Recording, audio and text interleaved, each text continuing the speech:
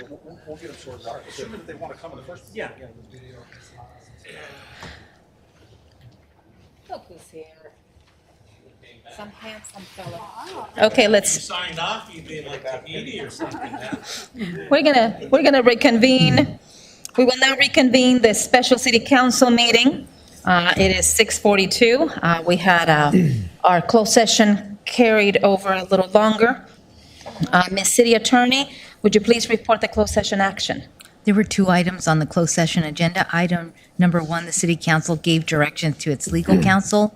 And item number two, the city council gave direction to its real property negotiators. And that ends the closed session report. Thank you, Madam City Attorney. Before I begin the regular city council meeting, I would like to inform members of the public that I will be taking public comment for non-agenda public comment and for items on the agenda via our teleconference line. Those wishing to address the city council may call at 562-299-6622 when I make that announcement. In order to ensure that non-English speakers receive the same opportunity to directly address the city council, the city of Downey will continue to follow Government Code Section 54954.3B2 and provide non-English speakers double the allotted time to make their public comments, utilizing a translator. All other speakers will be given the allotted 3-minute speaking time as established by the Downey Municipal Code, unless modified by the mayor. All public comments will be recorded into the record. Once your time has ended, the call will be immediately disconnected. For those who have submitted comments via email, your comments will be read into the record at the appropriate times during the meeting, and no additional comment will be permitted via teleconference. I will now like to call to order the regular city council meeting. City Clerk Duarte, would you please take roll? Yes, Mayor. Before I take roll, I would like to inform members of the audience that Councilmember Alvarez is participating in this meeting via teleconference. Councilmember Alvarez? Yes, here. Councilmember Ashton? Present. Councilmember Trujillo? Present. Mayor Pro Tem Pacheco? Present. And Mayor Frometa. Present. Thank you. I would like to now call Pastor Dan Dutch, pastor for Desert Rains Church, for the invocation. If we can please stand. Welcome and thank you, Pastor. You're welcome. Thank you. It's an honor to be here. If we could all bow our heads, I'd like to invite the Lord into this place. Father God, we just come before you, Lord, and I just pray over all of these city leaders here today, Lord. I pray, Lord, for wisdom to make good decisions on the decisions that they have to make for your people, Lord. I pray, Lord, that they are pushing their own egos and their own self-ambitions out, Lord, and they are serving you and serving your people, Lord. Because of that, Lord, I pray, Lord, that you would bless them, bless what they do, Lord. Your word says that if anyone lacks wisdom, to seek you, Lord, and that you would provide that wisdom generously, Lord. We seek you right now in your name, and we seek you through this meeting, Lord. I pray for the first responders, the police and the fire, Lord, that you would protect them in the things that they do, the circumstances that they come across, Lord, those quick decisions that they have to make, Lord, that you would quicken their minds, that you would help them, Lord, that you would help them make those decisions morally and correctly, Lord. I just pray for that in your name. I pray, Lord, that you would bless their families. The stresses that come upon them, Lord, in their job sometimes comes to their families and their marriages, Lord. I pray that that would not happen. I pray, Lord, for a blessing and a favor on their families, Lord, that you would bless their families. I pray, Lord, for the families of this city, Lord. I pray that this city would be different, Lord, that even though we have differences and we have disagreements here, Lord, that we would come together for the service of your people, Lord, that other cities would look. It just wouldn't be another city in Southeast LA County, but it would be a city that other cities would like to be like, Lord. I pray for that, Lord, in your name. I pray for the families. I pray for the special needs folks that are here, Lord, that you would help us, Lord, to serve them, Lord, creatively in a way that they could be reached and helped, Lord. We just pray for that in your name. Amen. Thank you, Pastor. I would like to ask Mayor Pro Tem Pacheco to please lead us in the flag salute. It would be my honor. Everyone, please face the flag. Place your right hand over your heart. Ready, begin. I pledge allegiance to the flag of the United States of America and to the republic for which it stands, one nation, under God, indivisible, with liberty and justice for all. Thank you. I will now go downstairs and we will start with some presentations.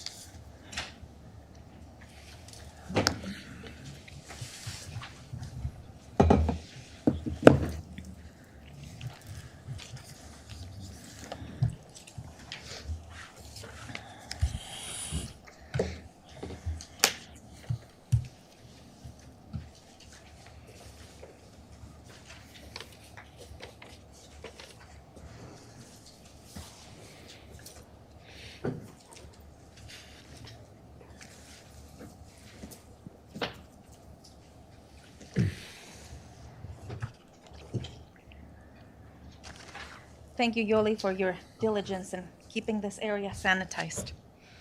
Good evening again, everybody. I would like to call upon my colleague, Mayor Pro Tem Pacheco. This is an award that really is very significant and was something that Mayor Pro Tem Pacheco wanted to do last year during her mayoral year. And as we know, COVID and the lockdowns and a lot of the challenges we had prevented us from being able to do this. But I would like to call Sadi Neri. And Mayor Pro Tem Pacheco, go ahead and present.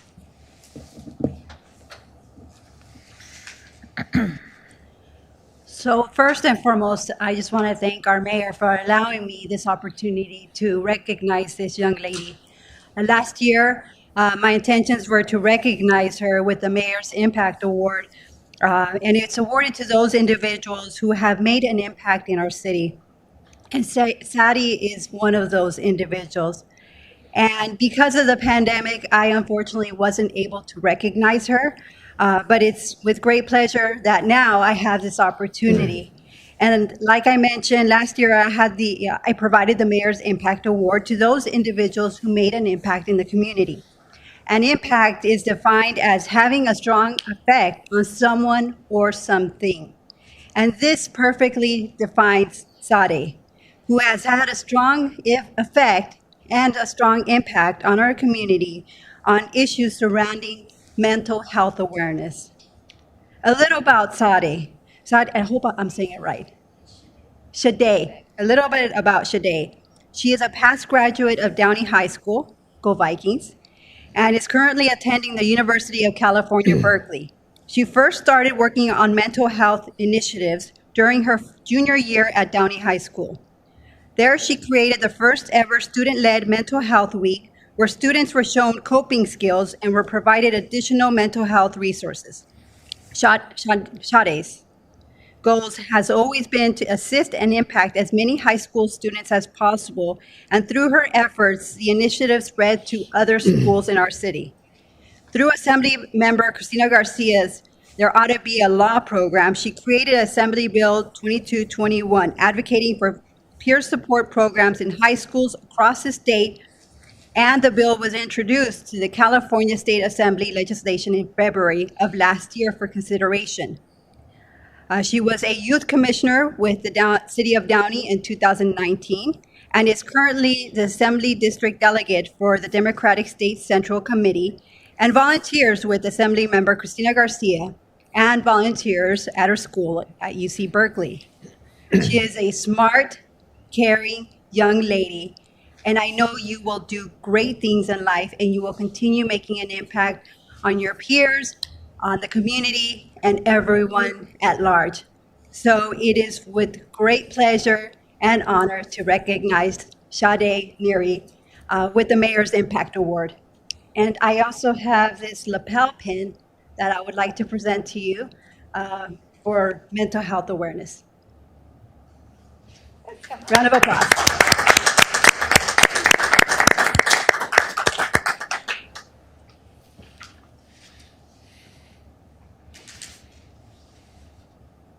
So let me read this. On behalf of the citizens of Downey, in recognition of your outstanding citizenship and activities enhancing the community of Downey.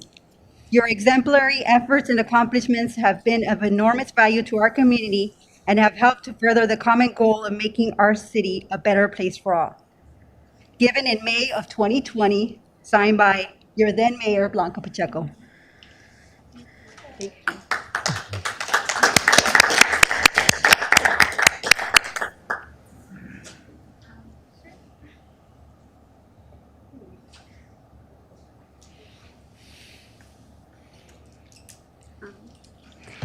Hello, I'll just say a few words. Thank you so much for this award. I really appreciate it. My entire goal with this is just to impact the youth and understanding that mental health is really important, and it's my continued goal to keep working on this and in 2022 try to get AB 2221 passed. Thank you.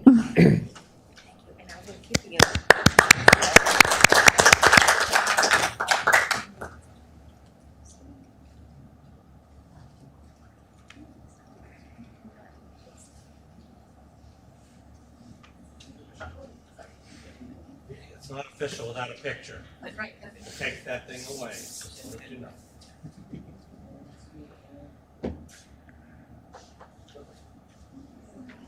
Congratulations.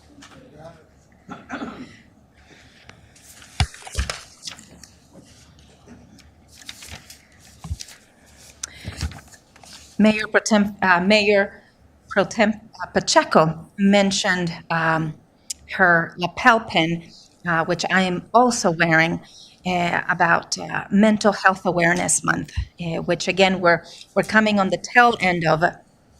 But during these last 14 months, and thankfully we are heading in the right direction with actually 90% reduction in infections across the country. 90% reduction of daily COVID-19 infections from January of 2021 to yesterday. In January, we had 250,000 daily COVID-19 infections, and as of yesterday, we had 25,000. And so again, we're going in the right direction. Vaccination efforts continue, but it is important to recognize the mental health awareness and the fact that mental health is important aside from the pandemic, but we have to highlight the fact that over the last 14 months, the pandemic and the impact of that in our youth and in our community in general had really devastating effects. We saw a tremendous increase in domestic violence. We also saw an increase across the board in suicides in our young people.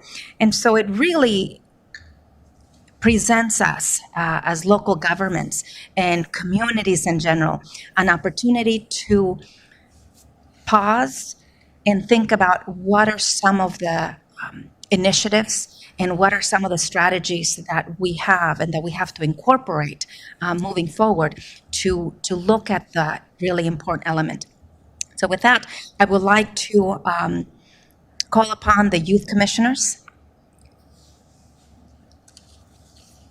to talk a little bit more about Mental Health Awareness Month.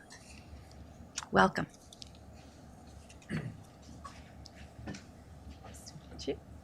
Hello.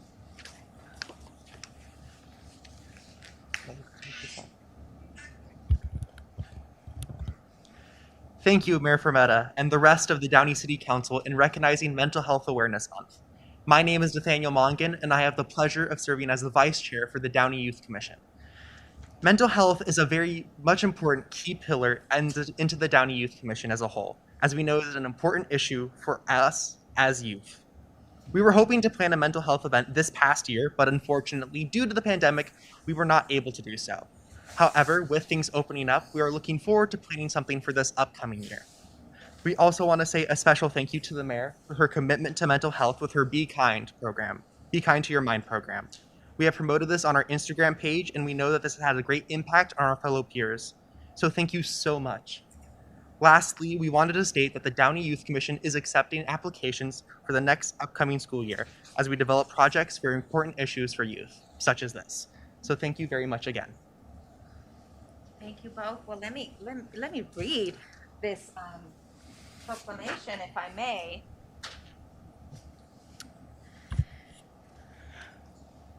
This proclamation reads, Mental Health Awareness Month, May 2021. Whereas mental health is essential to everyone's overall health and well-being, and whereas all Americans experience times of difficulty and stress in their lives, and whereas prevention is an effective way to reduce the burden of mental illness, and whereas there's a substantial body of research that supports specific tools that all Americans can use to better handle challenges and protect their health and well-being, and whereas mental illnesses are real and prevalent in our nation, and whereas with early and effective treatment, those individuals with mental illnesses can recover and lead full productive lives, and whereas each business, school government agency, healthcare provider, organization, and citizens share the burden of mental illnesses, is responsible for promoting mental wellness and support prevention efforts. Therefore, I, Mayor Claudia M. Fermetta, do hereby proclaim May 2021 as Mental Health Month in the city of Downey. I also call upon all residents to commit to increasing awareness and understanding of mental health and the need for appropriate and accessible services for all people with mental illnesses. Thank you both. I do want to recognize our Downey Youth Commission. I know this last year was not easy because we really enjoy meeting with you and certainly having the Student Government Day. And none of this we could have ever imagined that it would happen. And yet I just want to thank you for your commitment, for your dedication, for your focus, and for navigating with us through this very challenging time, and yet being role models for your peers regarding civic engagement in doing what is right, and having modeling the 6 pillars of character that our city and our community and our school district represents. So thank you both. I'm going to ask my council colleagues to join me for the proclamation. Thank you again. And here you go. How are you? Very good. It was a long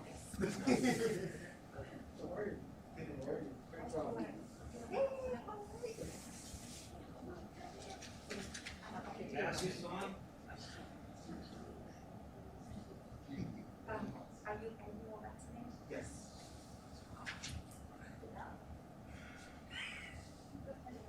Very much so.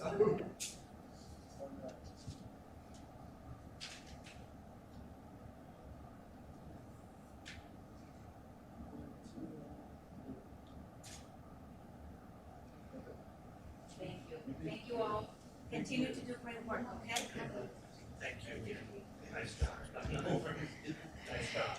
Thank you. I would like to call on the Compassion Project, and I would like to call upon Joanne Gaines. I know she's attending via Zoom.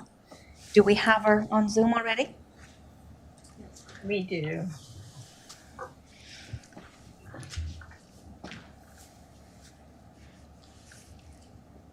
Hello, Joanne. Thank you for joining us. Thanks for having me. Would you like to talk briefly about the Compassion Project? Surely. We've been at it for a little while in California, making compassion a priority in all sectors of civic and community life. And very successfully, California has quite a few cities that are already have resolutions that are practicing compassion in a big way in their community. And in fact, just a month ago at the California state level, we passed the California State Senate with no opposition with a resolution at the state level. It's now in the assembly, and it was expect that it will pass the assembly be officially enacted in the relatively near term. So we're excited about all the work going on, and I understand there's a lot of good work going on in not just with the city itself, but of Downey, but with the many hardworking groups and councils and collaboratives that are out there doing that good work. So congratulations to what you're doing, and I understand you're taking another big step tonight. We are, Joanne. Thank you. And for those of you joining us via our YouTube channel and perhaps via Zoom, we are presenting this proclamation in our city this evening, Embracing Compassion. The Charter of Compassion was initiated by TED Prize winner Karen Armstrong, and it was unveiled in the United Nations in 2009. And it was carried forth the visions of creating a global civil society adhering to the Golden Rule. Treat others as you would like to be treated. And whereas there is a growing network of compassionate communities which have signed the Charter of Compassion in 50 countries, in over 70 cities globally, with many more which are actively organizing to create a compassionate action plan. And whereas compassion compels us to help those in need and to honor the sanctity of every human being without exception, with justice, with equity, and respect. And whereas compassion and kindness is not being used It's now, being used throughout the city of Downey through the Character Counts program, which includes the 6 pillars of character, which are trustworthiness, respect, responsibility, fairness, caring, and citizenship. And whereas the city of Downey will join this mission to encourage compassion and respect with all Downey residents and residents of the world. And now, therefore, I, Mayor Claudia M. Frometa, do hereby encourage all residents of the city of Downey to affirm the Charter of Compassion and to strive to live and act more compassionately. So, Joanne, thank you for joining us tonight. I know we met some weeks ago and we discussed some of these projects. And on behalf of the city and my council colleagues, I want to thank you. We want to continue to move forward. And again, in light of such challenging times, it calls upon all of us to be kind to our mind and be kinder to each other during these very challenging moments, and especially as we recover from this difficult 15 months. Thank you again, Joanne. Thank you very much, and congratulations for all the good work in taking this next big step forward. Thank you. I will now like to call on the Southern California Gas Scholarship recipients, and I would like to call upon Julia Emerson. She is with Public Affairs with Southern California Gas Company. Julia, it is a pleasure to see you. If you can stand right here to my right, and then the scholarship recipients as well. I have the distinct pleasure of talking about these two wonderful scholarship recipients. Julia, who is Julia? Julia Rendon? Juliet. My apologies. I was looking at Juliet Emerson. Juliet Rendon was born and raised in Downey. She has had a strong passion for STEM subjects her entire life. At Warren High School, go Bears, she received the Golden Bear Award for Career Technical Education and for English. In her free time, she loves to bake, listen to music, and draw. She plans to become an engineer, and she has been accepted to University of California, Irvine. Very good, where she will major in mathematics. She's here tonight with her parents, Gerardo and Valerie, raise your hand, and her brother, Jerry. Congratulations, parents. Congratulations, Juliet. What a phenomenal role model. Women in engineering, women in math. I know here in our city of Downey, we have a very strong STEM program with the middle schools going into the high schools, and certainly our Columbia Memorial Space Center has that program as well. So congratulations. I would also like to highlight Brianna Mercado. As an only child, she lives with her parents in Downey, also from Warren High School. Go Bears! She has maintained a 4.75 GPA. That's incredible. That is incredible. And she's maintained that GPA while volunteering for the Red Cross and serving in leadership roles in the environmental club, the Warren Band. She loves to listen to music, watch Marvel movies, that's my favorite too, and go out for sushi. Brianna has been accepted to Caltech and will major in mechanical engineering with a minor in aerospace engineering. Wow. She plans to focus on research to create more sustainable spacecraft. She's here with her parents tonight. Parents wave, Melody and Jimmy. Please join me in a round of applause. I know we have an empty chambers, but those of you that are watching us via YouTube, and of course you parents, what phenomenal daughters you have. What pride really of our great school district, but certainly young ladies, you really are a role model for our younger generation. Thank you for your hard work, for your diligence, and we really wish you tremendous success in mathematics and mechanical engineering, and we cannot wait to see what the future holds for both of you. And Julia, would you like to say a few words about the scholarship?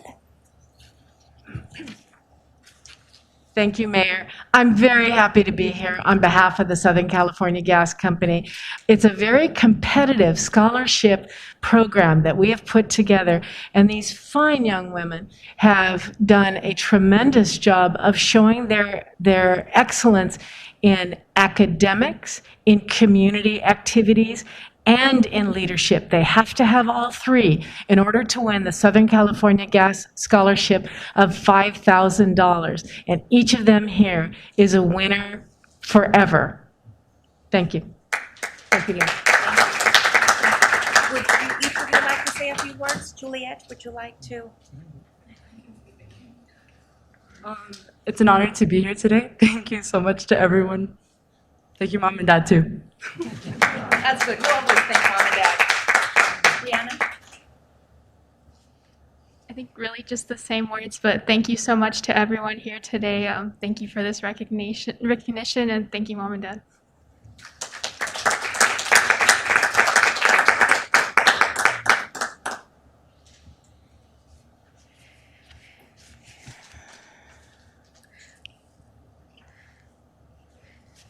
If I can have my council colleagues to come down for a photo. Juliet, congratulations. Juliet is, and as well as my mayor, Charles. Very proud of you. Good to see you. Good to see you, Julia.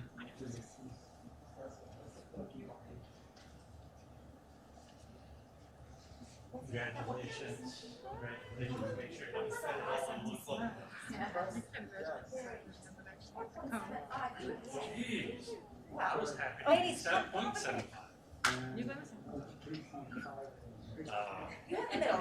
The award is in the middle.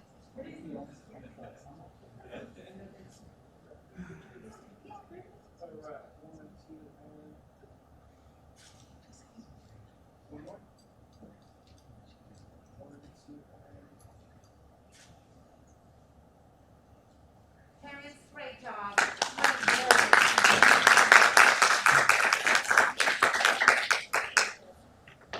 So nice to see you.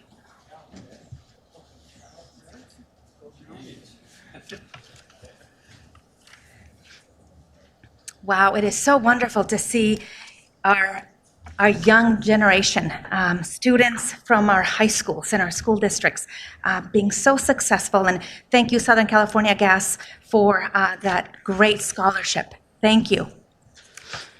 I would like now to call upon a special presentation, and I know that I would like to call upon our city manager, Gilbert Livas, to assist in recognizing somebody that is so fantastic and someone that has such history with our city. And we are very proud to know and very blessed to call friend. So City Manager Livas, go ahead. Thank you, Madam Mayor. These are always bittersweet times when you have a long-term employee move on and that spent so many years with the city, but we're certainly happy for him. So I'm going to call up Mark McDaniel to come up. Mark, if you can step up here. Mark is retiring after 30 years with the city. It's an incredible amount of time. So let's look Mark already said his goodbye to his PD family. So today it's the City Hall family that wants to say goodbye to you, and not a permanent goodbye because you're around, you're a resident. So I'm going to read a little bio about Mark. You know, one of the things though tonight that you heard about is the Compassion Project, right? And you also heard about character counts, and you see the pillars up here on the wall. Mark embodies those things.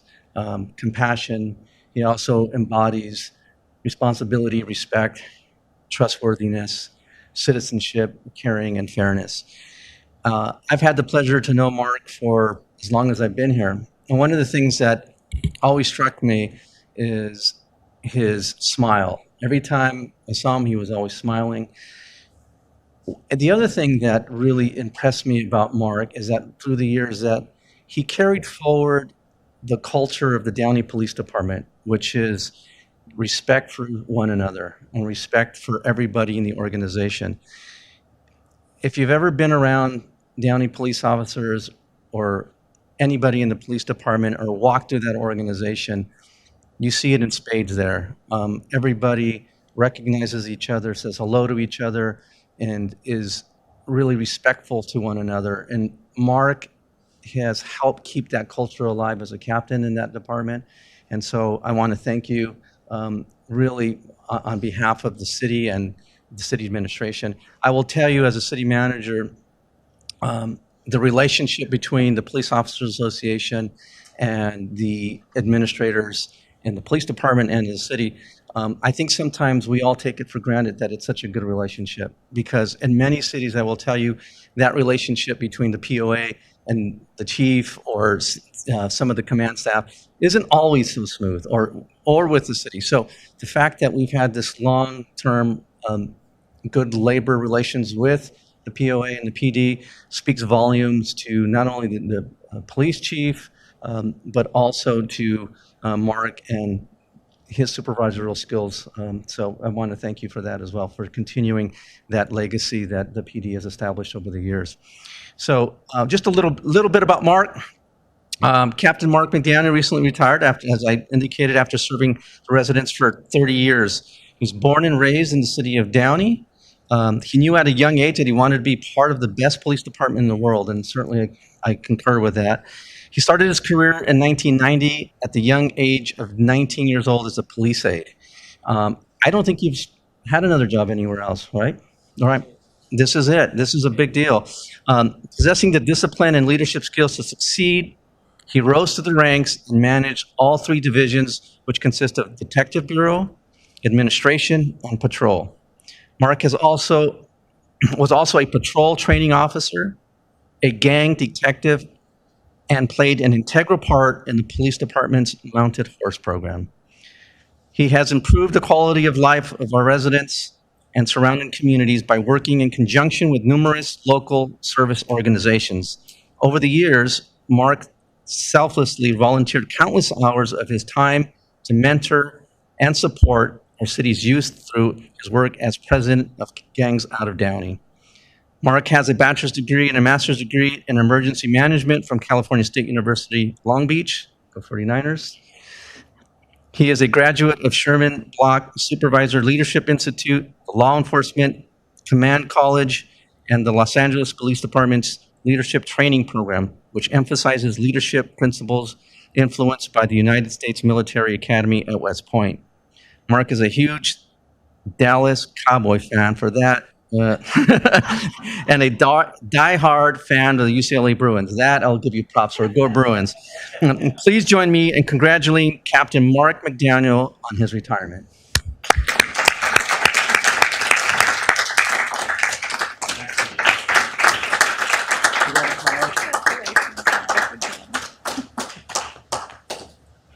Little presentation.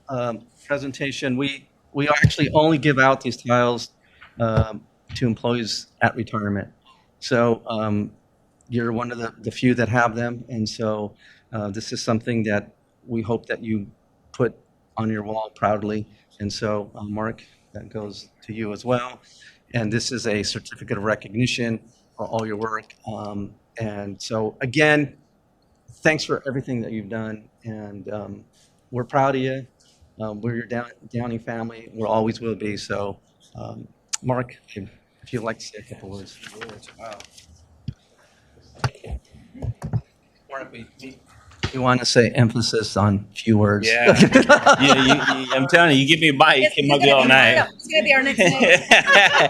I'll make it real short. Well, no, you shouldn't, because I'll take all night. Well, thank you very much for this recognition. It means the world to me.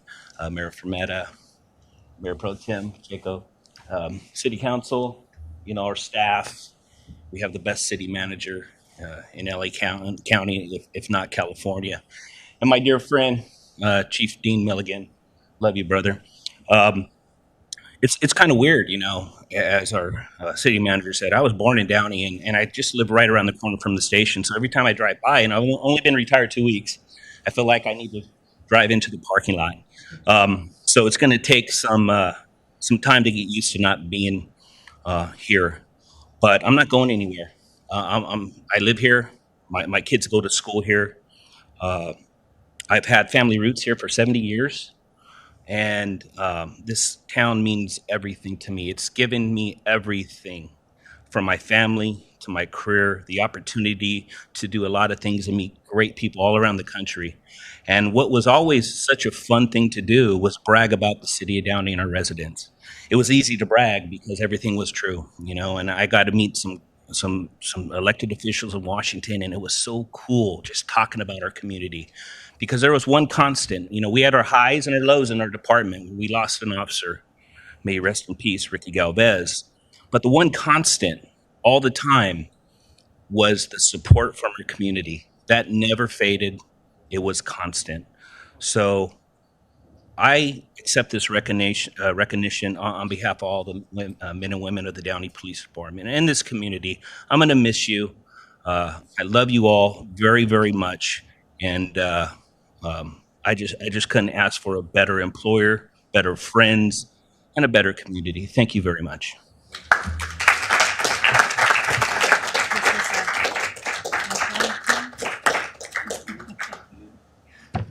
Let's take this. Let's take it. Chief. Yes.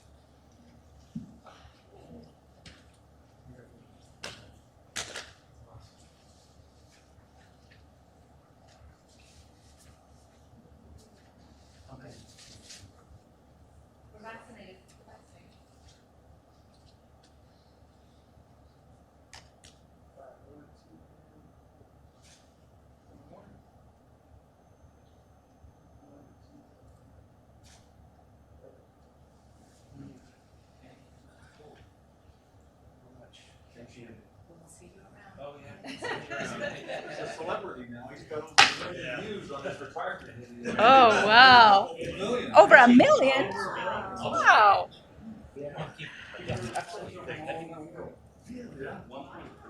Oh, 1.3. 1.3. It's getting crazy. I know. He wants to take this one too. When this COVID's over, you're going to want to host me on a vacation. I didn't even know they were going to do a video. We'll be following, Mark. Well, I will now like to call upon Jeff Prang, LA County Assessor, for a presentation. Online. They are online, and if Jeff, are you ready? I am ready. Can you hear me? We can hear you just fine. Great. Well, Mayor, thank you very much for the the opportunity to be able to present here to your city council. I did want to acknowledge all the great leadership we have in the city of Downey on the city council. I'm very grateful for this opportunity to speak with you and share some information that I think is important. I particularly want to thank my friend, Councilmember Trujillo, for helping set up this valuable time together. I always like to begin my remarks when speaking to the public by explaining not only what the assessor does, but as importantly, what the assessor does not do. I do not collect taxes. I'm often called the tax assessor, which is incorrect. But the truth is, there's another guy who collects taxes, and he has a very intuitive title. He's called the tax collector. When they call me tax assessor, it's kind of a conflation of two separate agencies. For those who don't know, as the assessor, I'm one of 3 county-wide elected officials. The other 2 are much better known than I. However, I guess you could say, based on what we're reading in the newspapers lately, that they could be better or worse. But the other 2 are the sheriff and the district attorney. I administer a department of over 1,200 employees. We're located in 6 different locations throughout the county. And we're the largest local property assessment agency in the United States. We're responsible for valuing over 2.5 million real property parcels and business assessments, which last year were valued at over $1.8 trillion. Last year, the property tax revenues that begin with my office's evaluation provided over $17 billion in revenue for vital public services, such as parks, roads, hospitals, and libraries. In addition to real property, which, as we all know, includes land and improvements, I'm also responsible for assessing the value of business personal property, which includes a business furniture, equipment, and machinery. It also includes aircraft, commercial and general aviation aircraft, mobile homes, boats, and believe it or not, even racehorses. So my primary job as the assessor is to produce the annual assessment roll, which is essentially an inventory of all taxable property in the county. This assessment roll serves as an important planning document for local governments, because a lot of your city managers may want to know what the anticipated property tax revenues will be as they prepare their budgets. I can report that last year, for the 2019-2020 assessment roll, property values across the county increased almost 6%, which was the 10th consecutive year of property value growth in the county since the recession of 2008 to 2010. Property values in the city of Downey experienced about a 5.3% increase. We are currently working to close the assessment roll at the end of June. But we are anticipating that the value of all assessable property will still be in the black this year. We're expecting a growth factor of over 3.5%, which is even though it's much slower than last year's, it's quite exceptional given where we were with the economy due to COVID. In Downey, I'm pleased to report that we reduced business property assessments of 777 businesses. That's out of a total of 2,100 businesses, which represents 36% of all businesses, all business personal property in the city of Downey will be receiving temporary property tax relief. Despite of what's going on due to COVID-19, the residential real estate market in the county fared relatively well. In LA County, the median sales price for a single family home rose over 15% to an all-time high of $775,000 countywide. That number for a median sales price of a single family home in Downey is $682,000, about a 5% increase over a year ago. The reason for this sharp increase in sales price across the county is due to primarily 2 things: very low inventory throughout the course of COVID and very low mortgage rates. But let me jump into a topic that really brings me here today, and I appreciate the opportunity to talk about this issue, and that is Proposition 19. This was passed by the voters last fall, and it's now in full effect, and a lot of folks are finding that they don't quite understand how it will impact them, and I wanted to just offer some insight as to Prop 19. Prop 19 is an amendment to Proposition 13. It does 2 primary things. One is it allows homeowners who are over 55, severely disabled, or the victims of natural disasters such as the fires that we've had in California, it allows them to transfer their property tax base with them when they sell their home and purchase a new one. The second component, and one which is creating a great deal more concern, relates to the transfer of property between family members, such as a parent to child. Because under the previous law, which was known as Proposition 58, a parent could give their children their primary home, and it could be of any value, and they could also give the tax basis without resulting in that property's reassessment. There was no requirement that the child occupy the property. You could have used it as a rental property if they so choose. Additionally, under the previous law, you could also give your children up to $1 million in additional property that could be transferred without being reassessed, such as a rental property. However, as of April 1st, Proposition 19 initiated some significant changes to the law, effectively repealing Proposition 58 and making significant changes to the parent to child and grandparent to grandchild transfers. Under Prop 19, in order for your children to inherit your home, a couple of conditions need to be met. One, the only property that you can transfer to your children with the low property tax base is your primary residence. No other property qualifies for those property tax benefits. Secondly, the child, or in some cases the grandchild, must make that home their primary residence within 1 year of the transfer. They also must file a homeowner's exemption within 1 year. If the rule of thumb on inheritance, that if your children are inheriting your home and it's worth less than $1 million, they can inherit the home and the tax base, and there will be no reassessment. But if the property is worth more than $1 million, there will be a reassessment of that property. It'll be a blended rate between a market rate as well as the inherited rate. We're experiencing a number of challenges in implementing Prop 19. As I said, it went into effect April 1st, but it was written very hastily, and there's enormous ambiguities and contradictions the way the law was written.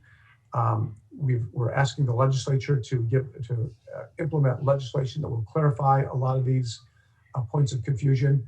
I am very concerned, however, that because people are buying and selling property now, they're looking to us for guidance, and we don't have any to offer. I can't, as assessor, I'm an administrator, I don't have the authority to interpret the law. We have to enforce what the law says. And as I indicated, there's enormous discrepancies in the law as it was passed that will cause problems for taxpayers who are trying to transfer their home to a value to a new one, or transfer that property to their families. We have developed put together a lot of information for the public. We have a special site on our webpage dedicated to Prop 19. I urge anybody who has questions about Prop 19 to visit our website, and there should be a website address on the screen. The last thing I want to mention is a bit of a gift, hopefully, for a lot of homeowners in Downey, and that is I want to talk about the homeowner's exemption, which I referenced a little bit earlier. The homeowner's exemption helps anybody who owns their home and lives in that home to save a little bit of money on their annual property tax bill. The homeowner's exemption allows me to lower your assessed value by $7,000 for tax purposes, which equates to about a $70 annual savings. I know it's not a great deal, but about 1/3 of all homeowners in the county don't file for the homeowner's exemption, primarily because they don't know about it. And last year, they left about $30 million in unredeemed savings. In Downey, that figure is even higher. About 40% of qualifying homeowners in Downey do not file the homeowner's exemption, leaving quite a bit of savings on the table.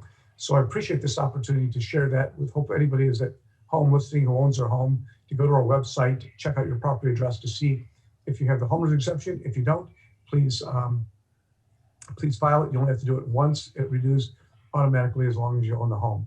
So Mayor, council members, thank you for the opportunity to come here this evening and share this important information with the good people of Downey. As you can imagine, being assessor, the LA Times and television news doesn't really cover what I do. So sometimes I have to do it the old-fashioned way of going directly to the people, and the city council hearing gives me an opportunity to share some of this important information. I'm very grateful for the opportunity to do so. That concludes my presentation. If you have questions, I'm happy to answer them. But again, thank you. It's great to be with you in the great city of Downey this evening. Thank you, Assessor Prang. We really appreciate your presentation. Certainly, it is so important to come before the people and provide and share accurate information. And for that, we are very grateful. Do any of my council colleagues have questions or comments about Assessor Prang's information? I do. Assessor Prang, this is Mayor Pro Tem Blanca Pacheco. It's such a pleasure seeing you today or this evening. Thank you for the invaluable information for our Downey residents. But you're going to be also giving a presentation to our Downey Chamber of Commerce. Is that correct? Tomorrow, I believe, yes. So Is this may be a repeat for some folks. Yes, I think it's tomorrow. I'll be before the Downey Chamber. Okay, thank you. And thank you again. Great presentation. Thank you, Assessor Jeff Prang. I really want to commend you. I remember the office that you inherited. It was an office that was involved in a lot of controversy at the time. I want to thank you for bringing integrity back to such an important task that you carry out for the residents of the county, particularly around the area of use of technology. I've been following the great work you've been doing in terms of how to keep track of the massive amount of information on all the parcels and what you've done to the office, transforming it. On behalf of the residents of the County of LA, simply want to say thank you for a huge amount of savings and for watching out for the taxpayer dime. Thank you for your work, sir. Thank you, Council Member. I appreciate that very much. Thank you, Assessor Prang. I appreciate you taking time to do this presentation. I know you do a lot of these, and that's the one thing that I every time I'm at some sort of event, you're there as well, talking about the assessor's office and all the work that you're doing and how you're not the tax collector. So I really do appreciate the fact that you're so visible and so accessible to as many people as possible. I did have one question related to, going back to the transferring property to your kids or grandkids.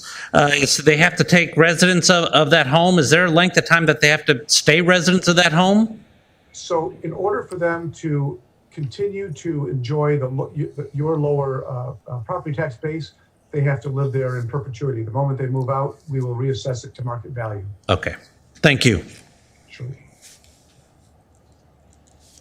Thank you. If there's no further questions, thank you, Assessor Prang. I know our Downey Chamber of Commerce will be very appreciative of your presentation tomorrow, and we look forward to continuing to be in touch with you. Thank you.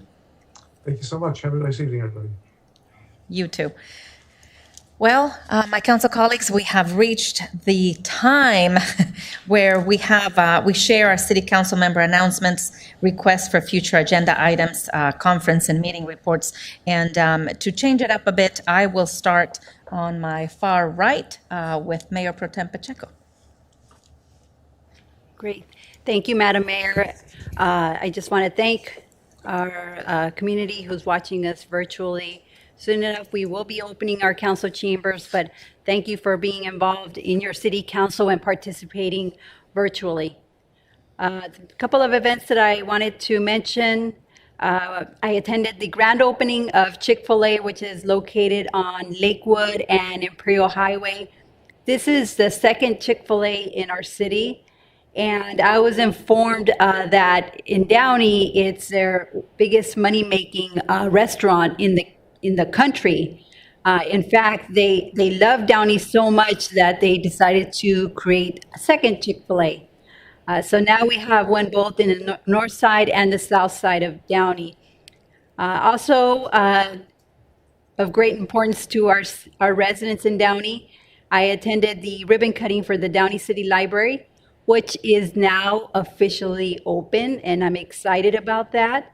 I've received a couple of messages from residents explaining how excited they were that it's opened and how much they love the way our new library looks.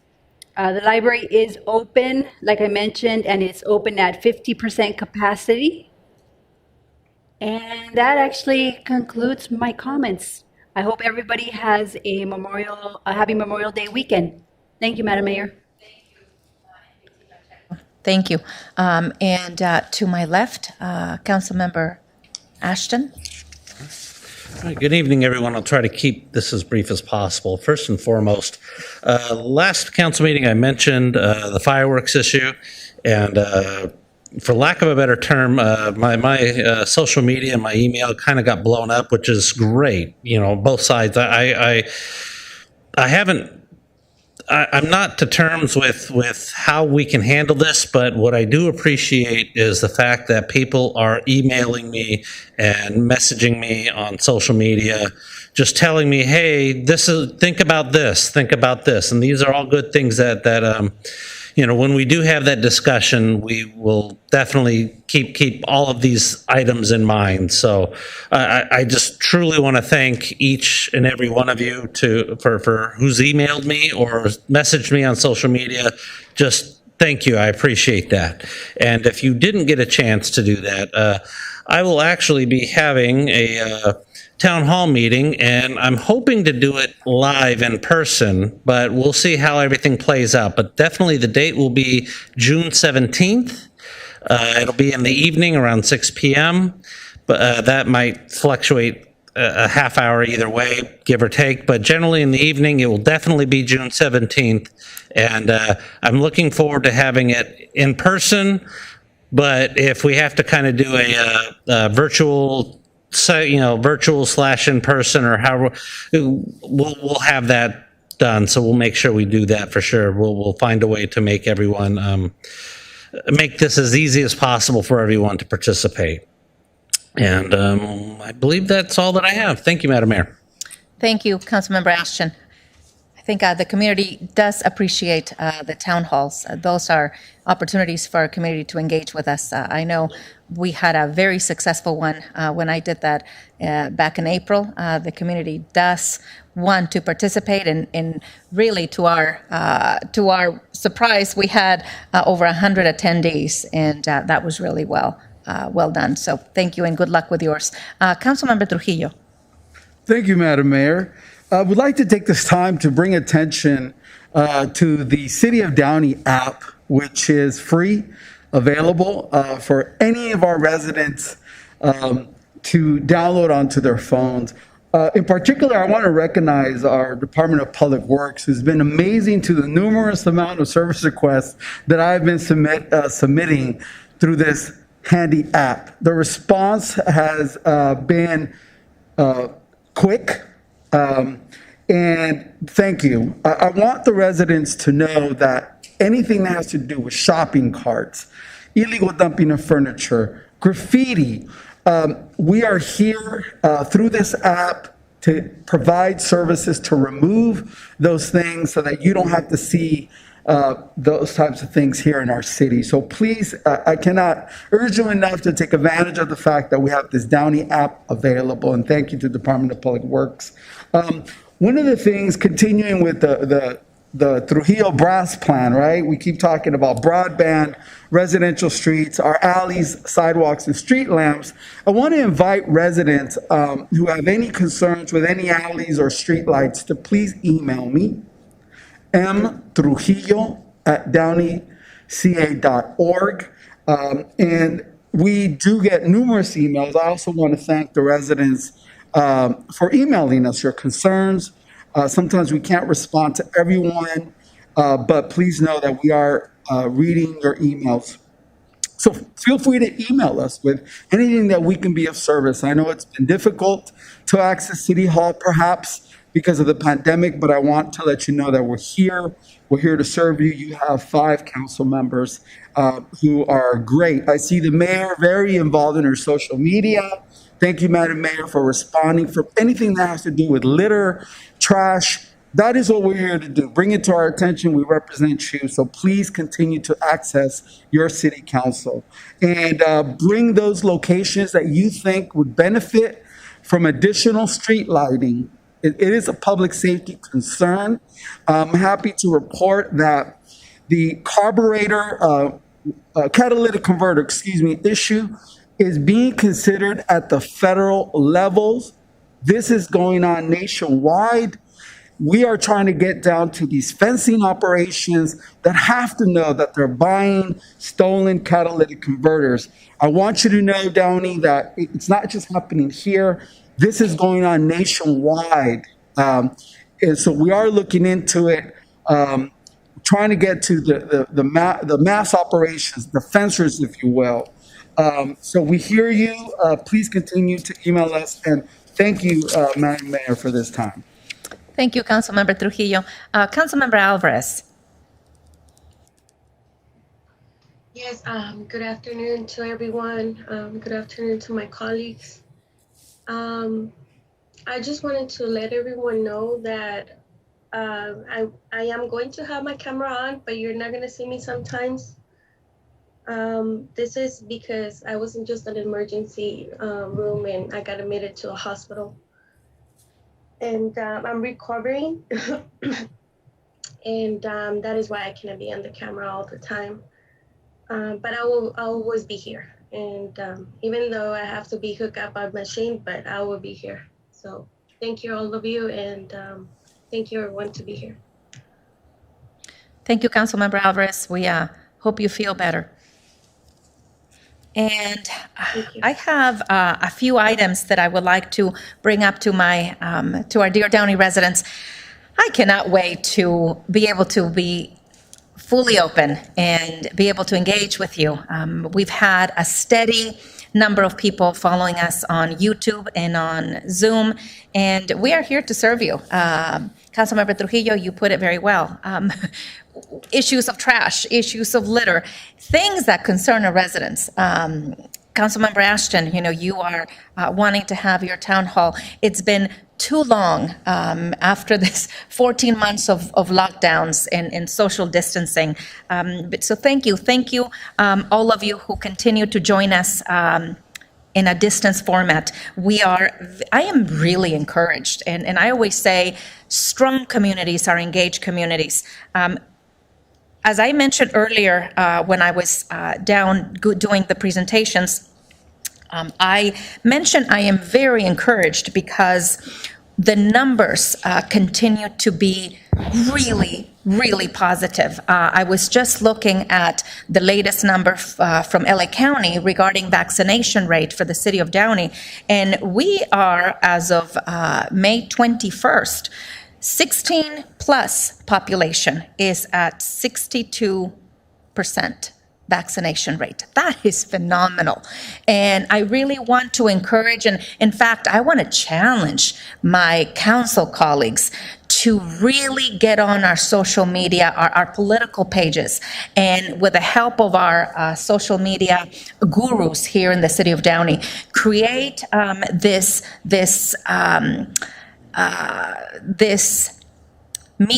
social media campaign for continued vaccinations. And I know all of us have been vaccinated, and that really is important as we continue moving forward on the path to recovery. The population 65 years plus, as of May 21st, in the city of Downey, is 85.7% vaccination. So that is fantastic. In LA County, 16 plus is 62.5%, and 65 plus is 84.6%. So listen up. Did you just hear that? That means the city of Downey, we are ahead of LA County stats. And that is really wonderful for us. As I mentioned before, in January of this year, we saw the deadliest time during the pandemic. Hospitals were completely overwhelmed. You saw me with physicians from PIH and Kaiser doing those public service announcements about being home, et cetera. Well, that's because daily we had 250,000 daily confirmed cases across the board. As of yesterday, we have 25,000 confirmed cases, daily across the country. That's 330 million people, which means that rate is now 90% down on the decline. So that's really good. I'm encouraged because that means we'll be able to continue to reopen and be in a more normal normal life, still continuing to take care of each other, of course. I had the pleasure of attending some events, and I spoke to the Girl Scout troop. Man, what privilege we have to be able to visit our Boy Scouts and our Girl Scout troops as they gather either their global citizens badges or they go to the next steps. Those young ladies really are modeling behaviors that we want to continue to support. I spoke with troop number 1045 and helped them to reach their global citizens badge. I also attended the library ribbon cutting ceremony with Mayor Pro Tem Pacheco. Thank you, staff, for all of your work. Certainly thank you to John Oscui. You have been instrumental with Measure S projects throughout our city. And let me tell you again, we forget how fortunate we are in the city of Downey. Many cities across Southeast LA County, across the state, many cities are happy if they get one of their parks or two revitalized. Many cities may be happy with a remodel of their library. We've spent over $65 million doing all of our parks, our library, our 4 fire stations, which, by the way, Fire Station 4 and Fire Station 2 will be are slated for completion later in June. And all of this, think about how blessed we are to be in this city. I want to also let you know we are going to be having a special Memorial Day memorial service at the cemetery, LA County Cemetery. This is part of LA County property on city land. There is a maximum capacity for Monday's program, but certainly we want to honor our veterans, and we want to honor those members that have served our country. And we will be doing that this Monday. Residents, you keep reporting to all of us issues of trash and, of course, increased transient activity around various areas in our city. You've reported to me, just as much as you've reported to my council colleagues, situation Discovery Park, increased trash there, as well as the transient activity at Apollo Park. And again, residents, I want you to know that we are working on all of these things, that we have a staff, a city staff that is diligent, that is on it. Our phones were blowing up, Councilmember Ashton and mine, blowing up on Friday about a situation at Discovery Park.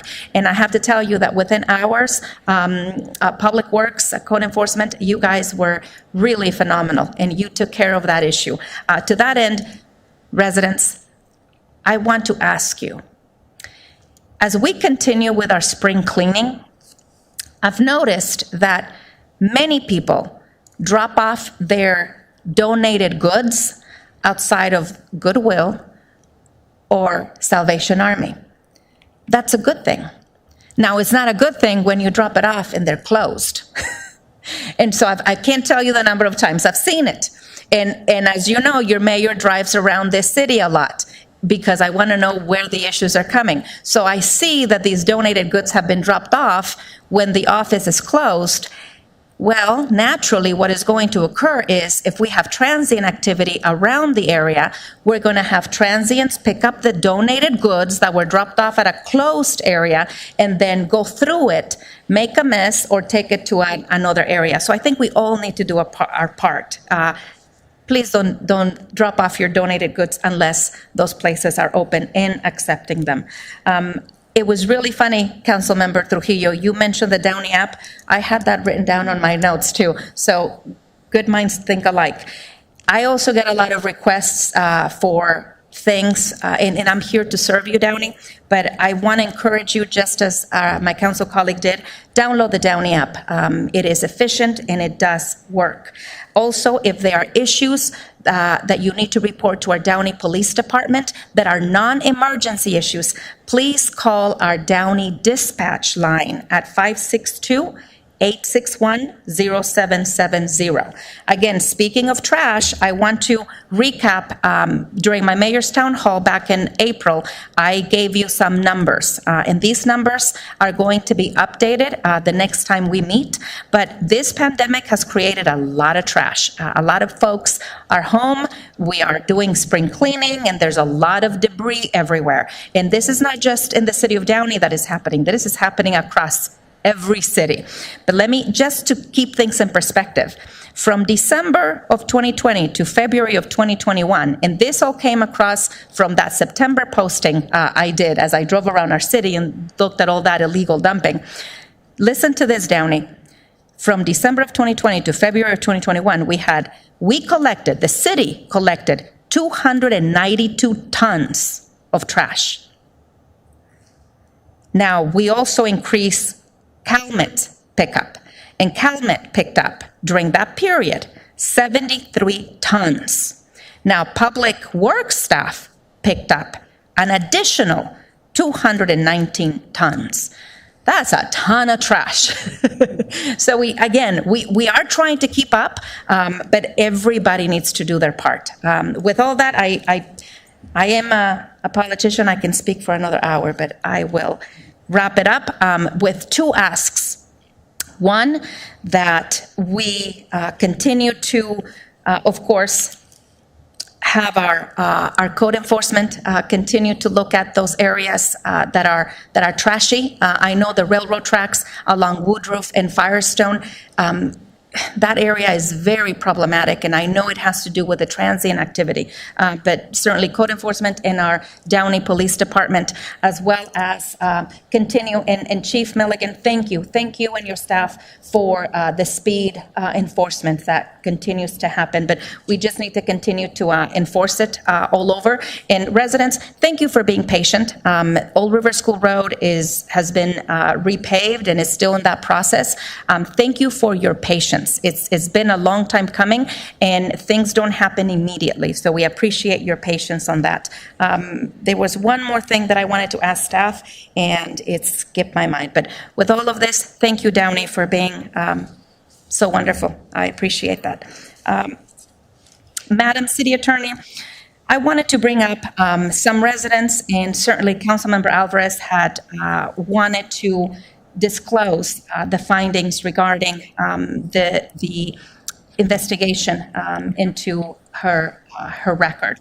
And we wanted to take this opportunity to inform the residents the findings of that. Would you please take a moment to do that?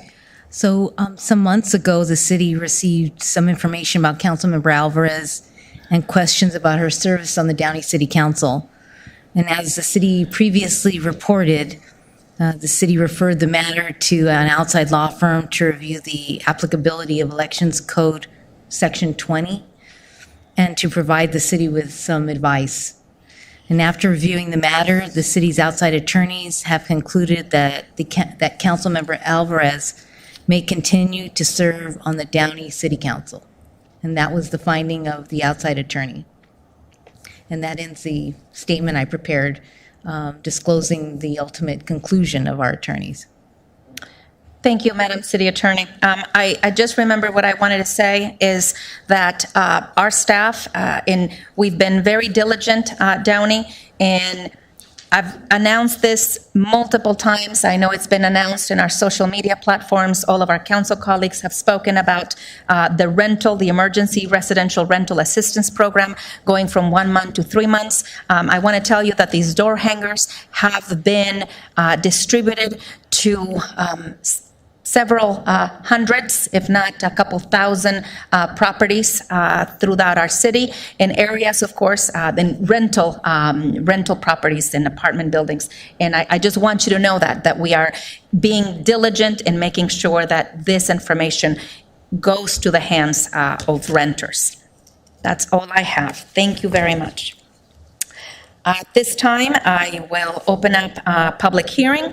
Item number 1 on our agenda is Federal Community Development Block Grant and Home Investment Partnership Grants, fiscal year 2021 and 2022, Annual Action Plan in a fiscal year 2020-21, Action Plan Amendment. This is our community development. Number one, approve the proposed 21-22 annual action plan and authorize the city manager to submit the document and the required certification to the U.S. Department of Housing and Urban Development. Item number two is to authorize the city manager or his designee to modify and execute any and all appropriate instruments, agreements, contracts, and implementing documents relating to the implementation and administration of the proposed fiscal year 21-22 Annual Action Plan, Community Development Block Grant, and Home Investment Partnership Grant Program, including subrecipient grant contracts and agreements based on the U.S. Department of Housing and Urban Development's appropriation to the city. And number three, approve an amendment to the fiscal year 2020-21 Annual Action Plan for reallocation of Community Development Block Grant CARES Act, CDBG, CV, public services funds, and authorize the city manager or his designee to execute any and all appropriate instruments, agreements, and implementing documents, and to take any necessary or appropriate implementing actions for the purposes of implementing this amendment. The hour having arrived, the public hearing is now open. City Clerk Duarte, do you have proof of publication? Yes, Mayor, we do. Okay, can I have a motion and a second to receive and file the publication? Madam Mayor, before we do that, I have to state something on the record as to item number one, pursuant to Government Code Section 1091.5, subsection A, subsection 8, as it relates to one of the recipients of a block grant, LA CARA, LA Centers for Alcohol and Drug Abuse, I am a non-compensated board member of that organization, that nonprofit. Thank you. I have to disclose that for the record. Thank you, Councilmember Trujillo. I'll approve the motion. I will second. Can City Clerk Duarte, can I have a roll call, please? Yes, Mayor. Councilmember Alvarez? Yes. Councilmember Ashton? Yes. Councilmember Trujillo? Yes. Mayor Pro Tem Pacheco? Yes. And Mayor Frometa? Yes. City Manager Levis, is there a staff report on this? Madam Mayor, there is a staff report. It will be presented by our Economic Development and Housing Manager, Jessica Flores.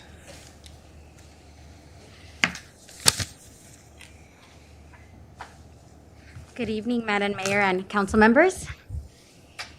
Good evening. I think you can hear me better a little bit. Thank you.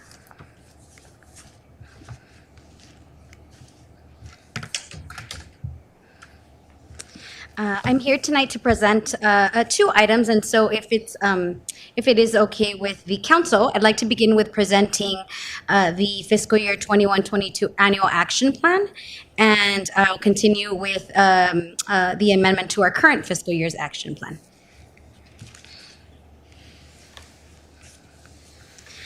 As you may recall, I was before you earlier this year on February 23rd during a public hearing opening up the annual process, so this is something we do every year, that HUD requires of the city to approve the city's Community Development Block Grant, known as CDBG, and Home Investment Partnership, known as HOME, programs. And so tonight I am before you to present those CDBG and HOME programs to you in the second public hearing. I wanted to start off with showing in this table what the allocations from HUD are to the city this year. And as you can see on the right column, that allocation for CDBG funding is $1,070,264 this year. And for home funding, we have an allocation of $439,664. So totaling $1,509,928,000 for this year. In this table, you'll see the allocations proposed for fiscal year 21-22 in regards to CDBG monies. I did want to emphasize a little bit and focus a little bit on the public service activities, if that's okay with everybody. And I wanted to start off by stating that you may see a little bit of changes in the service activities, and I wanted to explain a little bit about that if you compare it to what you saw, what some of you council members that were here last year saw.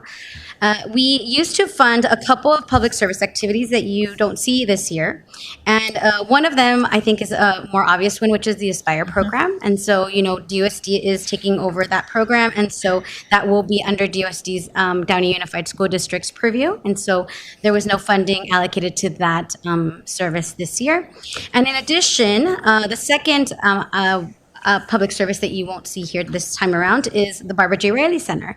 And that is because after completing an internal audit by some subject matter experts, it was determined that activity could not be funded any longer. And so basically those two items were not funded this year because of that. Jessica, what was that activity at BJ? The Barbara J. Riley Center? It was just general activities for the Barbara J. Riley Center. And why was that? What were the findings that indicated that couldn't be funded? It's not an allowable activity because it is not. It was monies that we used for maintaining that building.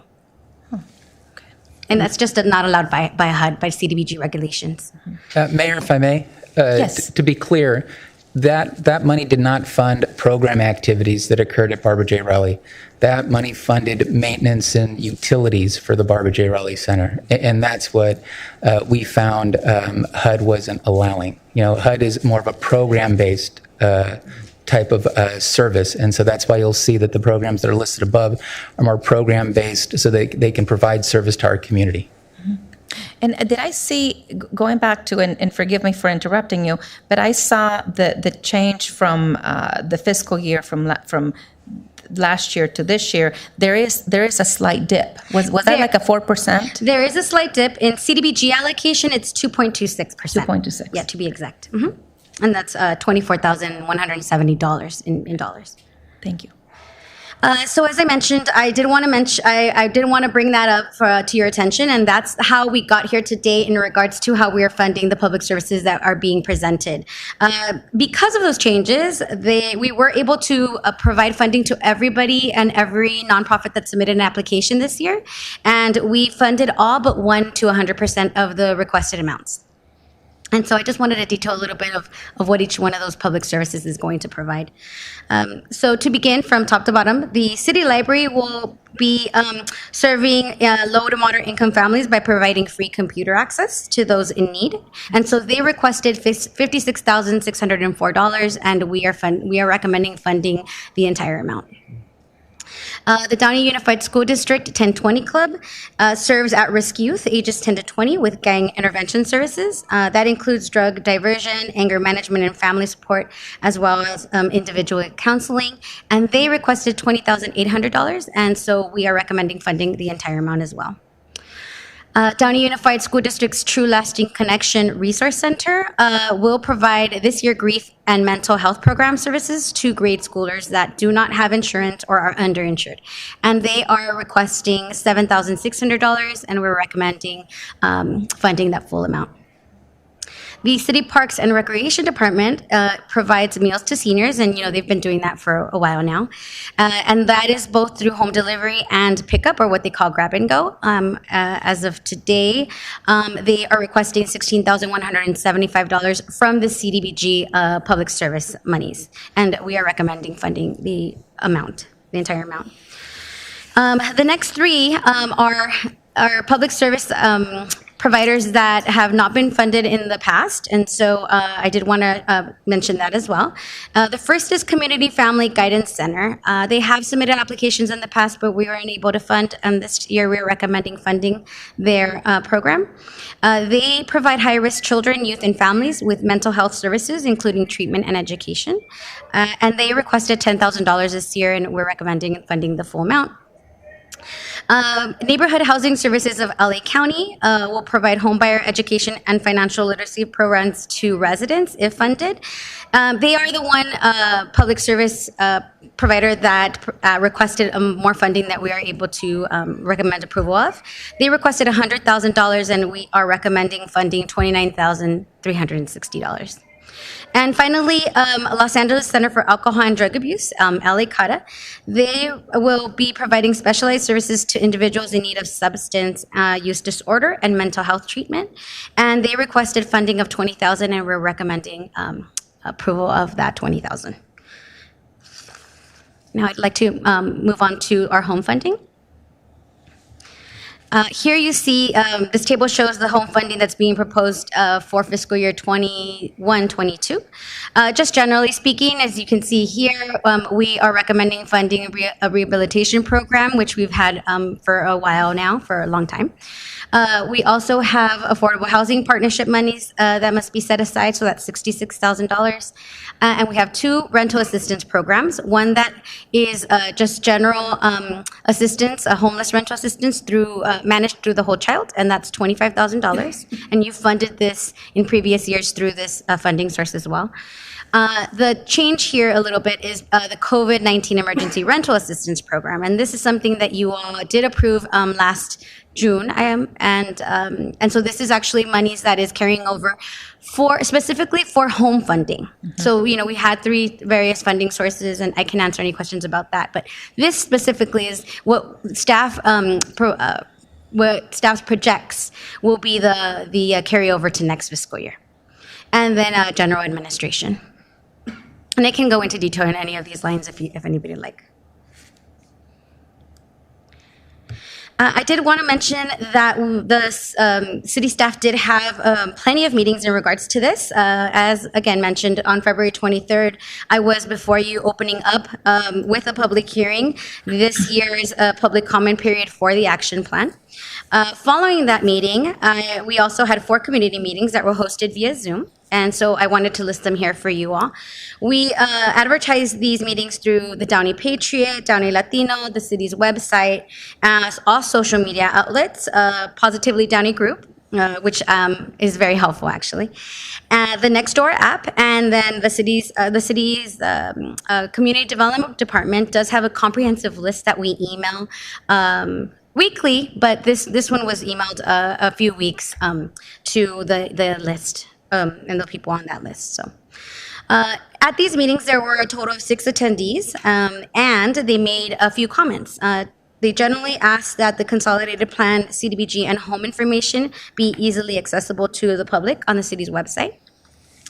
They wanted staff to share the community meeting presentation via email to participants of those community meetings. And finally, they thanked staff for an informative presentation. So those were the comments at this year's community meetings. And tonight is our last public hearing, and then after this hearing, we will be submitting to HUD. Jessica, let me ask you, what was the attendance for those community meetings? How well attended were they? We had 6 people total at the 4 meetings. Okay.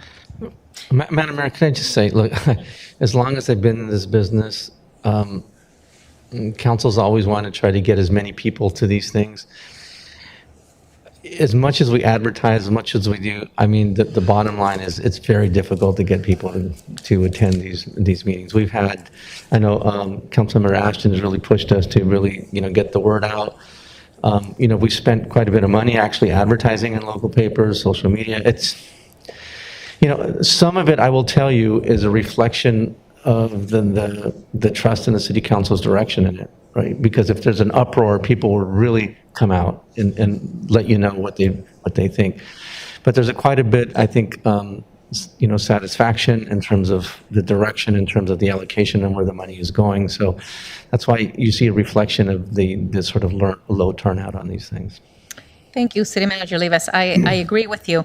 I just, the reason I asked that is because, again, I want to highlight the effort that is made.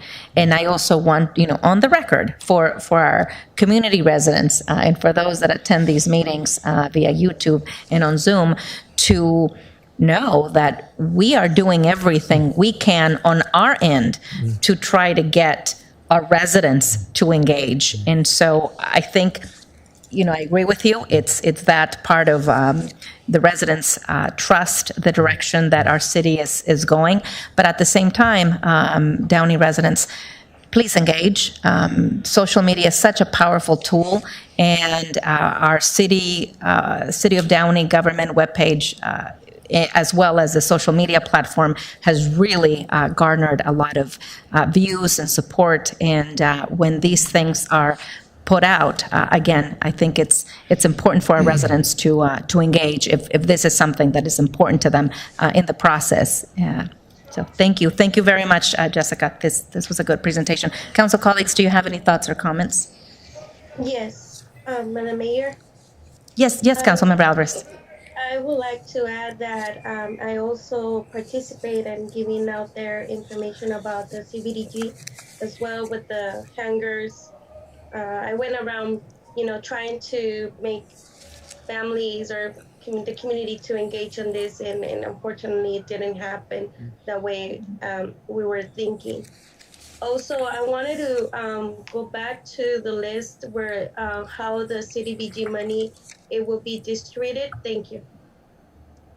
Where it says Community Family Guidance Center, those $10,000, Jessica, can you do me a favor and let me know how it will be distributed, and if it's for the families for low income in there, or just in general, this $10,000 will be used? All of the public service activities are for low to moderate income families to serve those individuals and families.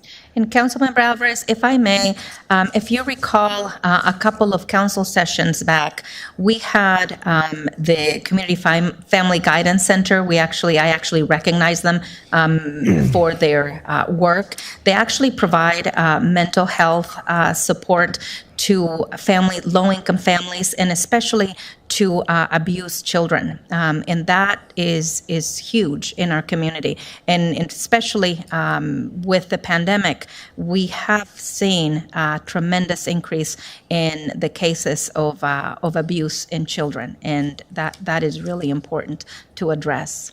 Yes, agree. I'm really close to this center. My son used to go there for all his period of adolescent time, and I'm thankful with them.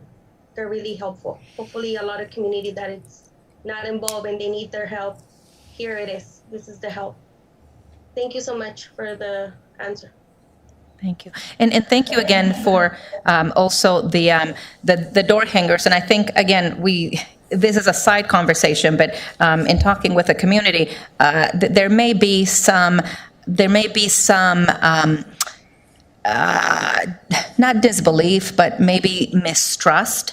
In some segments of our community, people that were impacted, and maybe there is that level of mistrust, or it can be that they were impacted, but maybe they not to the level that they qualify based on the federal guidelines. So I think maybe we can have a conversation offline and look at ways to help the community and make sure that those monies are spent, because those are already earmarked for that particular sector. But I don't have any other comments or questions, Ms. Jessica. Council colleagues. May I, Madam Mayor? There was I think it was under the home funds, right there. I see housing rehabilitation program, $953,000, and then in the previous slide, I see that there was also discussion about housing rehabilitation. I'm wondering if the housing rehabilitation program, $953,000, I do not believe that would produce any new permanent affordable housing. I'm wondering if perhaps we can set aside 50% of that amount for future new affordable housing. I mean, we having existing programs, I understand, and I'm glad to see that if there's families out there, right, homeowners, I imagine that would be for, that are, just trying to get by, perhaps some seniors in Downey. It's so important that we reach out to them and help them give their homes just a new little facelift. I'm glad to see we have that, but I'm wondering if we can split that and perhaps allocate half of that amount for new affordable housing instead of rehabilitating homes. I wanted to throw that out there and get your input. Sure. Or city staff. Sure, absolutely. Councilmember Trujillo, I know that the affordable housing issue is near and dear to your heart, so I certainly appreciate that. One of the things for housing rehab, The reason that's in there is that they're typically, again, low-income folks who need some health and safety issues many times to be able to stay in their homes, and making sure that they're taking care of those things that are need to be addressed. It's actually one of our more popular programs. Granted that, affordable, creating permanent housing, we can certainly take half, but I will tell you, it's not going to have a big dent in production of a new affordable housing. What I would say to you as we move forward with our programs, there are things, for example, on tonight's agenda is an inclusionary housing ordinance that will have a bigger impact on creating housing than taking money from this particular program. Thank you, City Manager Levis. And Councilmember Trujillo, I really appreciate your sentiment, because I also support the affordable housing. We serve on the same subcommittee, but I think that to City Manager Levis' point, that the housing rehabilitation program really serves not just for the facelifts, because this is a conversation that we've had in previous years since I've been elected, and although, correct me if I'm wrong, but this is one of our very successful programs, and there's always a waiting list. And so while the monies may seem pretty robust, it seems like there's always more dwellings, or more families trying to get this into this rehabilitation program. Would you elaborate a little bit more? Sure. As all those programs are really important, you're right, Madam Mayor. It's an extremely popular program, and our waiting list is probably close to 100.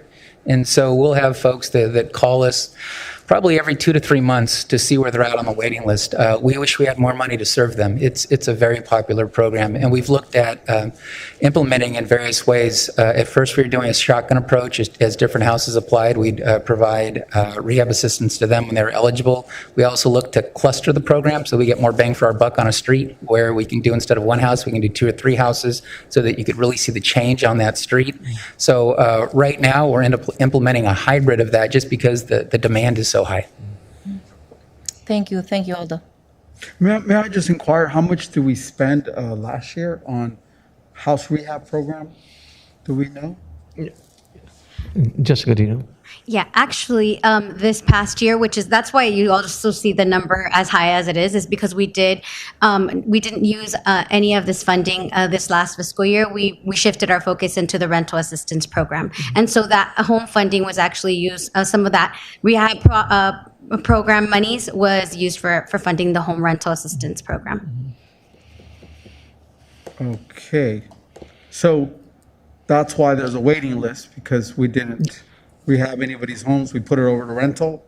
No, I think there's always a waiting list in that particular program. Yeah, it's last year we moved it because the council's priority is, hey, let's make sure that we get people the money to stay in their homes. So that's what we just shifted. But there's always a waiting list on that particular program. Okay, thank you. Sure. Councilmember Trujillo, just to we do an average of 20 homes a year on great. Pre-COVID. Thank you. and that's what we're aiming for, that and more this fiscal year. That's beginning. Fantastic. I can't wait to see the promotion, to let our residents know that we are here to help them rehab their homes and beautify our already beautiful city. Thank you. Absolutely. I do have a little bit more, if you guys can turn down the lights when I apologize. I do have a second part to this, if everybody's questions are answered for the CDBG, for the fiscal year 21-22 action plan. Yes.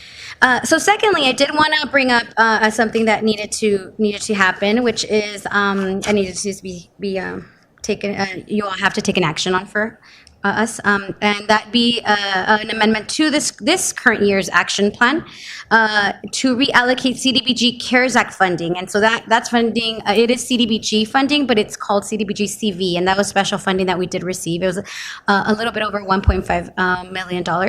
And so you did see a presentation before you on October 13th of last year, and at that time the council approved $247,122 of CDBG CV funding for public service providers, and that was to 5 providers.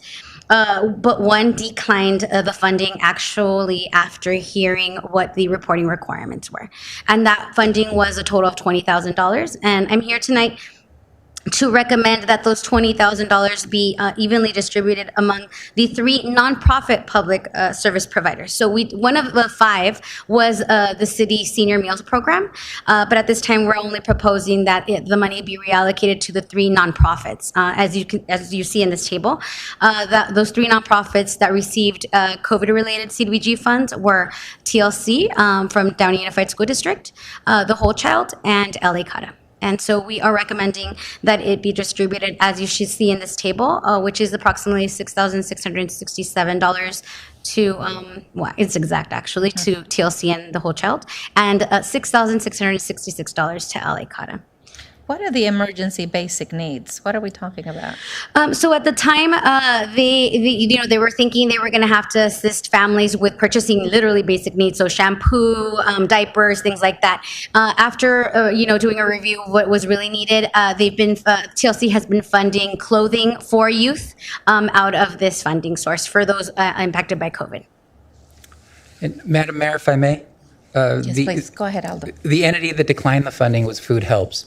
And the reason is as we present to council on a regular basis, the HUD programs have very, very onerous eligibility requirements and reporting requirements. It's just, documents upon documents that these nonprofits have to report to based on the limited funding that they received. And Food Helps didn't see that as part of their mission as helping as many people as they can from anywhere and everywhere. So that documenting of all the individuals and their personal information and all the reporting was just outside of their scope. And so they did appreciate us reaching out to them, and they did work with us in a very cooperative way until they really started to dig in terms of what the federal government was requiring.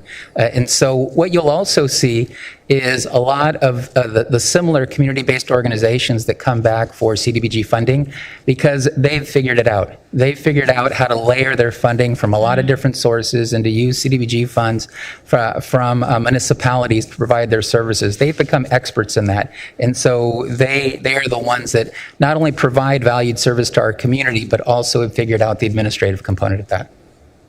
I see. Thank you, Mr. Schindler.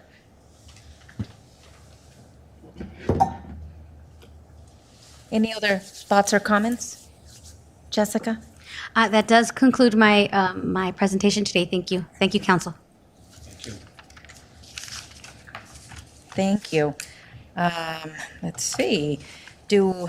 I will now open this item for public comment.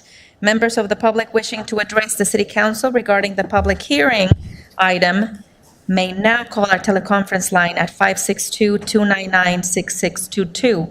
Each speaker will have 2 minutes to address the council on this item. For those who submitted comments via email, your comments will be read into the record and no further public comment via teleconference will be permitted. City Clerk Duarte, did we receive any written correspondence regarding this item? Yes, Mayor, we did.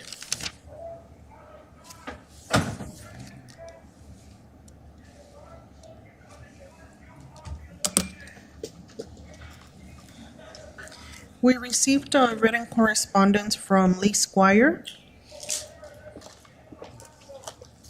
Agenda public hearing CDBG for 2021-22. As to public services, were these subject to an open and competitive process as required by federal regulations as to use of CDBG funding? Explain to we the people as to process for RFPs for public services. CDBG for amendment for CDBG 2020-21, same questions as to those awarded contracts for public services. I exercise my rights per citizens' participation rights for CDBG funding.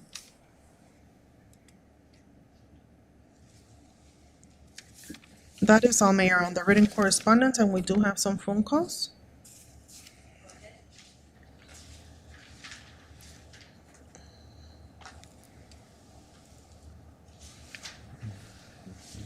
Hello, please state your name and begin speaking. Mommy, Tomato, can you hear me? Mommy, Tomato, can you hear me?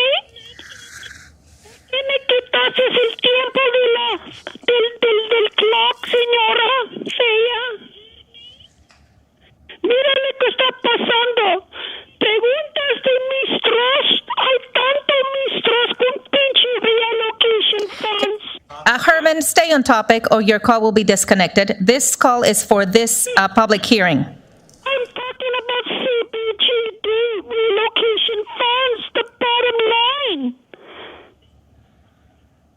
Yes, I'm talking about community development and how you abuse people with mental health and our children for simply $56,000.667 under Section 108. And you know damn well a low turnout because people don't trust you niggas because you steal. All of you in corruption steal. Government at local levels all corrupted bullshit and you want me to trust and engage? No one invited me to the meetings. And on top of that issue, when I asked you for an RV, giant RV, you wouldn't provide me housing with an RV, you fucking racist bitches. Why not? Okay, we need to stay on topic. This is a second warning. Oh, mommy, don't get upset. You know the truth hurts. That's why you keep threatening people on the phone. The denial of rights under the color of law.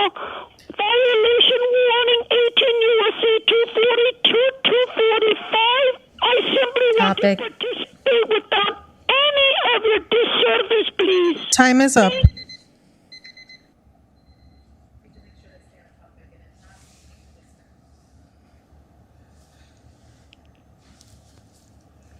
Mommy! It's me, Mommy! Hello, please state your name and begin speaking. It's Claudio Rometta's retarded son. All items in general comment, please, on the budget. Okay, you need to stay on topic or your call will be disconnected. I know, Mommy. I want to talk about the nonprofit. How many nonprofits do we need in this budget? Wow. I trust city employees at Downey more than those nonprofits. I trust the police chief to clean up the streets. Where the fuck is this Maserati? Remember the Christmas party, Blanca? Topic. Let him get a new car for her. Okay, go ahead and hang up. Thank you, Mayor. Hello, please state your name and begin speaking. En Spanish, por favor. Un momento, por favor. Ajá. Señor, recuerde que debe hablar por partes, por favor, y hacer una pausa. Gracias. Ok. Buenas noches al concilio de Downey. ¿Aló? Good evening to the Downey Council. Sí, Livas, ¿por qué titubea cuando Trujillo te estaba haciendo las preguntas del gran... You need to stay on topic, please. Señor, que debe delimitarse al tópico, al tema en consideración. Estamos hablando del grant. The question to City Manager Olivas, why was he hesitating? And the response to staying on topic is, we are talking about grants, right? The comments will be directed to me and to me only. Dirija los comentarios a la señora alcaldesa y la alcaldesa únicamente. No, yo estoy protegido por el primer amendment de la Constitución de los Estados Unidos. No, I am protected by the First Amendment of the United States Constitution. No, sir. When you call, this is the rules of our meeting. You address the comments to the mayor. No, porque cuando la alcaldesa se para y se va y no nos deja ni decir por qué se va, yo tengo el mismo derecho también. No, as when Madam Mayor gets up and leaves us without telling us that she's going, I have the same rights too. The speaker needs to stay on topic. El gran que tienen ustedes ahí con los hombres, ustedes tienen mucho problema contra los hombres, ¿eh? Can you please, he needs to stay on topic. This is about the CDBG grant public hearing. Necesita usted limitarse al tema, señor, en consideración. El tema específico es la concesión de fondos de desarrollo comunitario, CDBG, las siglas en inglés. Oh, ahora está, bueno, ¿por qué están agarrando tanto dinero y no ayudan a los hombres? Oh, if that's what you were on, why is it that you're taking so much money and not helping the homeless? Entonces, ¿cuál es el problema que tienen con los hombres? Ayuden a los hombres. Okay, we need to disconnect. He is not on topic. Se necesita desconectar la llamada, no está manteniendo, no se limita al tema.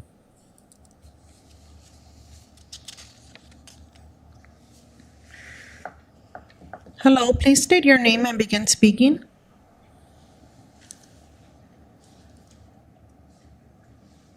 Please state your name and begin speaking. That is all, Mayor. Move to close public comment. Thank you. Unless there are any comments from the council, I will entertain a motion and a second to approve the staff's recommendation. I'll make a motion. Second. City Clerk Duarte, would you please take roll? Yes, Mayor. Councilmember Alvarez? Aye. Councilmember Ashton? Yes. Councilmember Trujillo? Yes. Mayor Pro Tem Pacheco? Yes. And Mayor Frometa. Yes. The motion is approved unanimously. Thank you. Now is the time for non-agenda public comment. Before we begin non-agenda public comment period, I would like to remind members of the public participating telephonically that the city's meeting rules contained in the Downey Municipal Code prohibit any conduct that disrupts, disturbs, or interferes with the orderly conduct of the meeting, even if you're participating telephonically. Due to the high volume of calls and correspondence received, each speaker will have 2 minutes to address the council on issues that are within the city's jurisdiction. Since we are under a federal, state, and local emergency declaration in Los Angeles County Safer at Work and in the Community Order, I will limit this non-agenda public comment period to 30 minutes pursuant to Downey Municipal Code Section 2105G. Now, remember, in order to ensure that non-English speakers receive the same opportunity to directly address the City Council, the City of Downey will continue to follow the Government Code Section 54954.3B2 and provide non-English speakers double the allotted time to make their public comments utilizing a translator. All other speakers will be given 2 minutes speaking time. When the callers call, please address your comments to me. As elected officials, we are elected by our constituents to serve you and represent you. The same rights of First Amendment you have of public expression, I have to tell you that we are here to serve you and to listen to you. I will ask you to address your comments to me and me only. However, I will also let you know that if you call and your comments are vile and verbally abusive to me, I will not tolerate them. I will get up and I will exit the council chamber. I want to make sure that we are all understanding of what the public process is. We welcome your comments. We welcome the engagement. But any comment that is laced with verbal abuse directed at me, I don't have to listen to it. Members of the public who wish to address the City Council regarding non-agenda items may now call our teleconference phone line at 562-299-6622. Each speaker will have 2 minutes to address the council. For those who submitted comments via email, your comments will be read into the record and no further public comment via teleconference will be permitted. City Clerk Duarte, did we receive any written correspondence on non-agenda items to be read into the record? Yes, Mayor, we did. And I also want to add that because of the rules that we have or how we conduct the meeting, we don't engage with our public in debate and exchanges. So when you call sometimes our dear public, we are supposed to sit and listen to you. And at the end of all the calls, our city manager or myself will address any issues that need to be addressed. Just want to make sure that everybody understands what the process is. Thank you. Go ahead.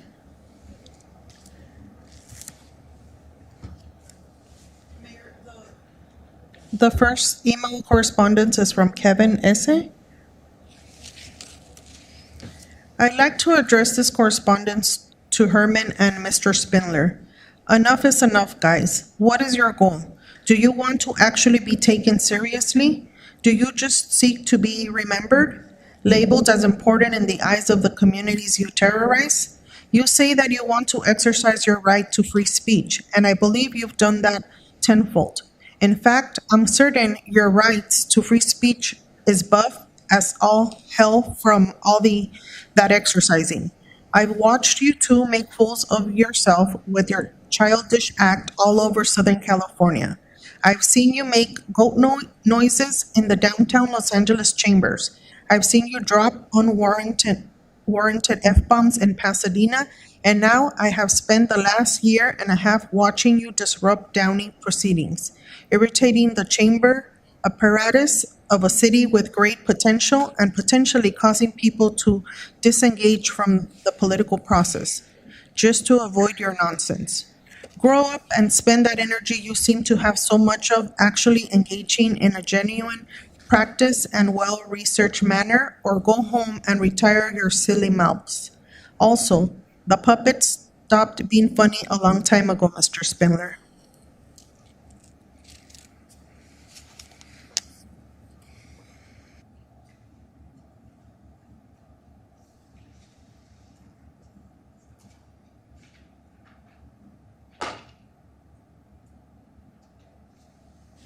Mayor, the next correspondence is from Jorge Gonzalez.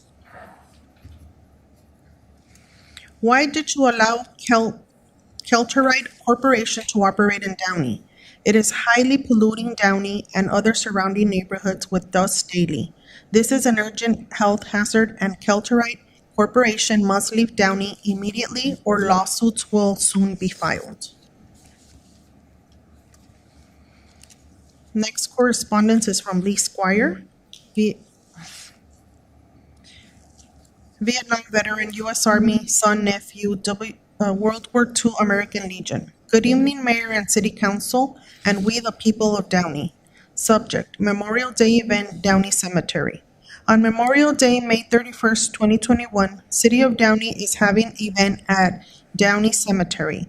It starts at 10 a.m. All are welcome. I offer extended welcome for children of Jews and children of police officers. Memorial Day is day of honor and remember for our fallen while serving in military. As to Vietnam, Downey lost 23 men. There is warm memorial for Vietnam War. It is sundial that has these 23 names, located at City Hall beneath flagpole, flying American flag, and POW MIA flag. There is also war memorial with flame and 5 pillars, one for each branch of military. If you cannot make event, please stop by City Hall to honor Memorial Day. We serve to preserve freedom for our children, and Memorial Day is reminder, freedom is not free. We who served in military are the voices of our fallen brothers and sisters. I am one of the voices for the 58,479 brothers and sisters never returned to Vietnam War. For the children of Downey, freedom to be free. God bless Israel, God bless America, God bless U.S. military, both active and its veterans.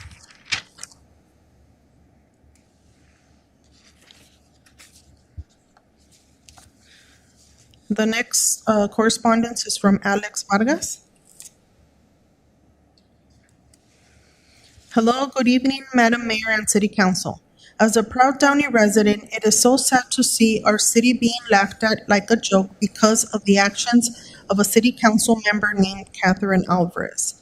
It is not okay for her to use the I'm sick card to show up to do what she was elected to do when she was the one who would show up to city chambers and demand that former council member Rodriguez resign because he was ill to attend city council meetings.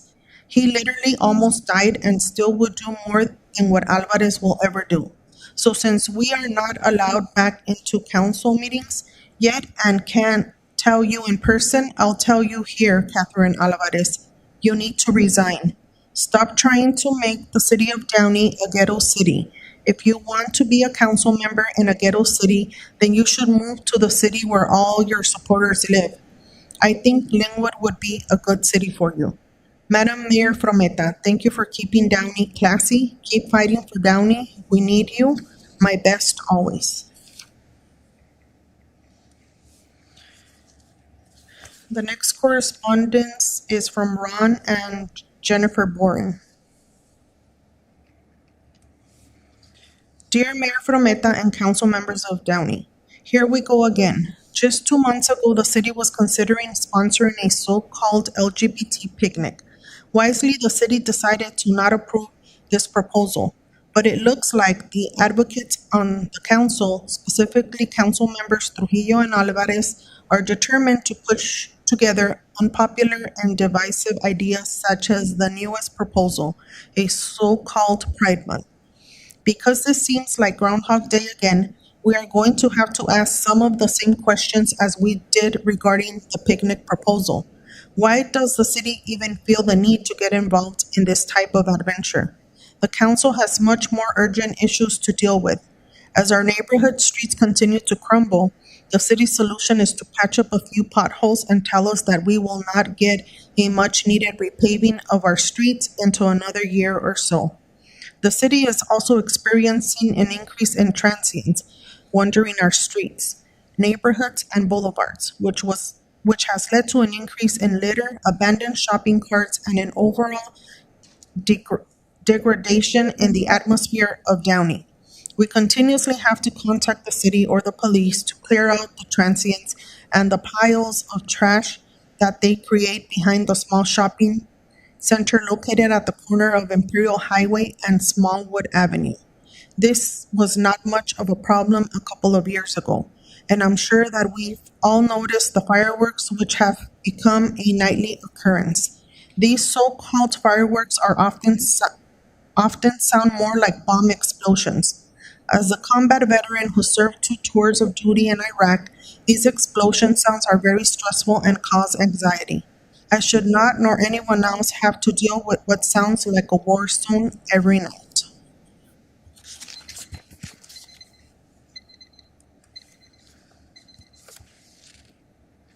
The next correspondence is from Hava Buchanan. Since it's historic that Downey is recognizing Pride Month for the first time ever, I think that it's important to mark that milestone by flying pride flags at all city buildings.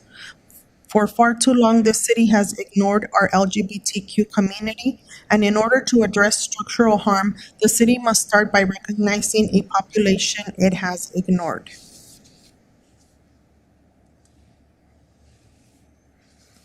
The next correspondence is from Tori Real. Dear Downey City Council, given that this is the first time the city of Downey is recognizing Pride Month, I am writing to urge the council to embrace the LGBTQ community wholeheartedly by flying pride flags on every city building. The Downey City Council continuously ignores a large portion of their constituents, and this is the least the city can do to recognize those they have neglected. I hope this email is not in vain. Thank you. Next correspondence is from Tori Edwards. Dear Downey City Council, for the first time, Downey is recognizing Pride Month, and I am writing to asking that my city embraces this wholeheartedly by flying pride flags. Let's make the city a welcoming, happy place. The next correspondence is from Fatima Baki. Downey City Council, I have been in strong support for the recognition of Pride Month. For the first time in the city's history, this is a first, and I am asking that the city embraces this by flying a rainbow pride flag. LGBTQ folks are a part of every sector in our city, and this would be a great attempt at addressing the intersectional struggles and structural harm. We must recognize them as a whole. Next correspondence is from Crystal Carrera. Dear Downey City Council, for the first time in Downey, the city is recognizing Pride Month. I am asking that the city embrace this opportunity to fly pride flags at all city buildings. For too long, Downey has ignored the vibrant LGBTQ community, and to begin addressing structural harm, we must begin addressing and celebrating a community we have ignored. Next correspondence is from Sandy Padilla. Dear City Council members are voted in to represent the entire community, not just some of the community. Pride Month does not represent all of the community in the city of Downey. Pride Month is celebrating a lifestyle. Why don't we celebrate Straight Month or heterosexual lifestyle? Because it's just that, a lifestyle, not a culture or something that will bring the entire community together. If anything, it will divide us. Council members Mario Trujillo and Catherine Alvarez were voted in to represent all of Downey. As much as most that are in support of Pride Month would like to think that those oppose it because we hate those that live this lifestyle, is far from the truth. It's a lifestyle we disagree with, but we don't hate the person that chooses it. In fact, if council members Trujillo and Alvarez work to unite and improve our city rather than bring in their politics to divide Downey, we welcome them. We are asking the city council to oppose Pride Month. Elections will come up and we are watching how city council represents the community of Downey.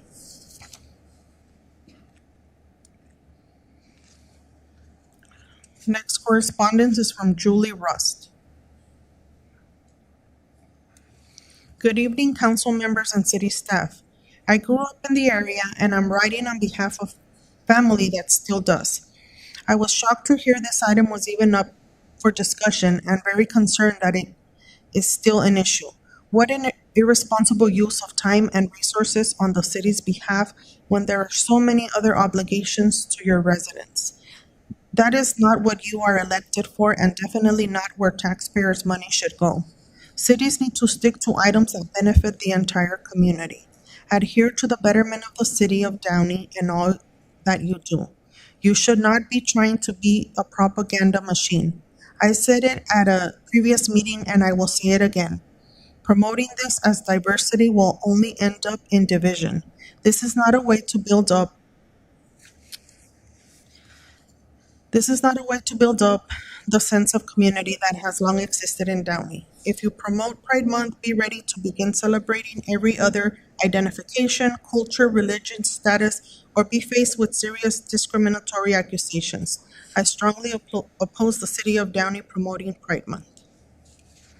The next correspondence is from Abby Chavez.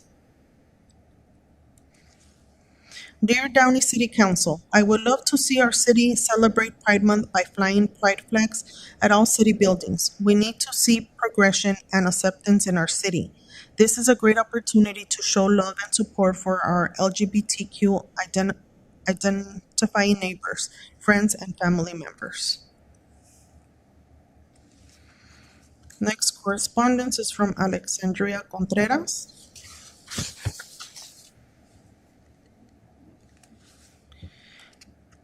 Dear Downey City Council, for the first time in history, Downey is recognizing Pride Month, and I am writing asking that the city embraces this wholeheartedly by flying pride flags at all city buildings. For too long, Downey has ignored the vibrant LGBTQ community, and to begin addressing structural harm, we must begin recognizing a population we have ignored. If the city is worried about costs, the Downey Pride Alliance can donate pride flags to the city. 1452. Next correspondence is from Bruce Crow. Dear council members, I would like to mention the details of the oath an immigrant takes to becoming a citizen of the United States of America, the greatest nation and culture on the face of the earth ever to exist throughout history. The details read like this. I hereby declare on oath that I absolutely and entirely renounce and abjure or renounce all allegiance and fidelity to any foreign prince, potentate, state, or sovereignty, of which I have here to force in a subject or citizen, that I will support and defend the Constitution and laws of the United States of America against all enemies. Studying these words should be required for all citizens of Downey. Something to think about. Thanks for your time. Mayor, we have a few phone calls here. Okay, let's take the calls. Hello, please state your name and begin speaking.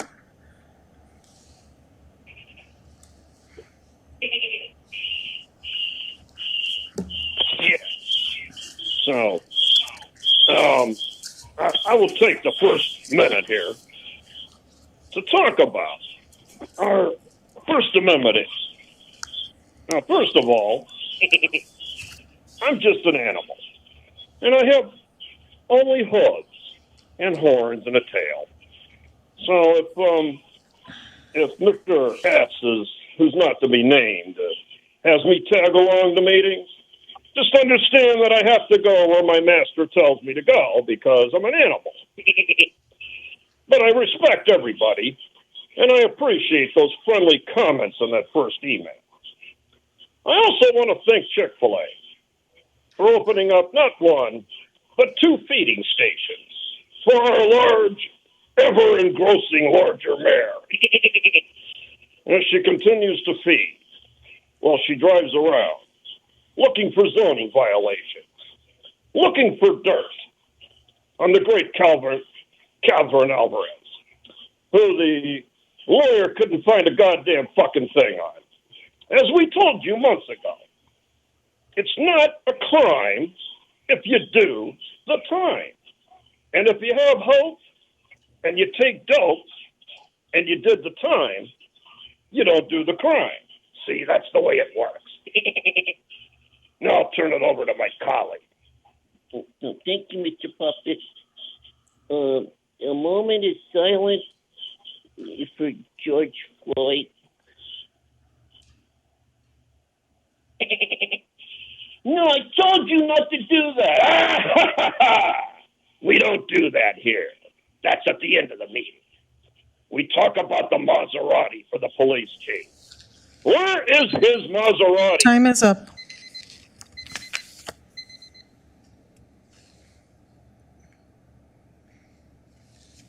Hello, please state your name and begin speaking.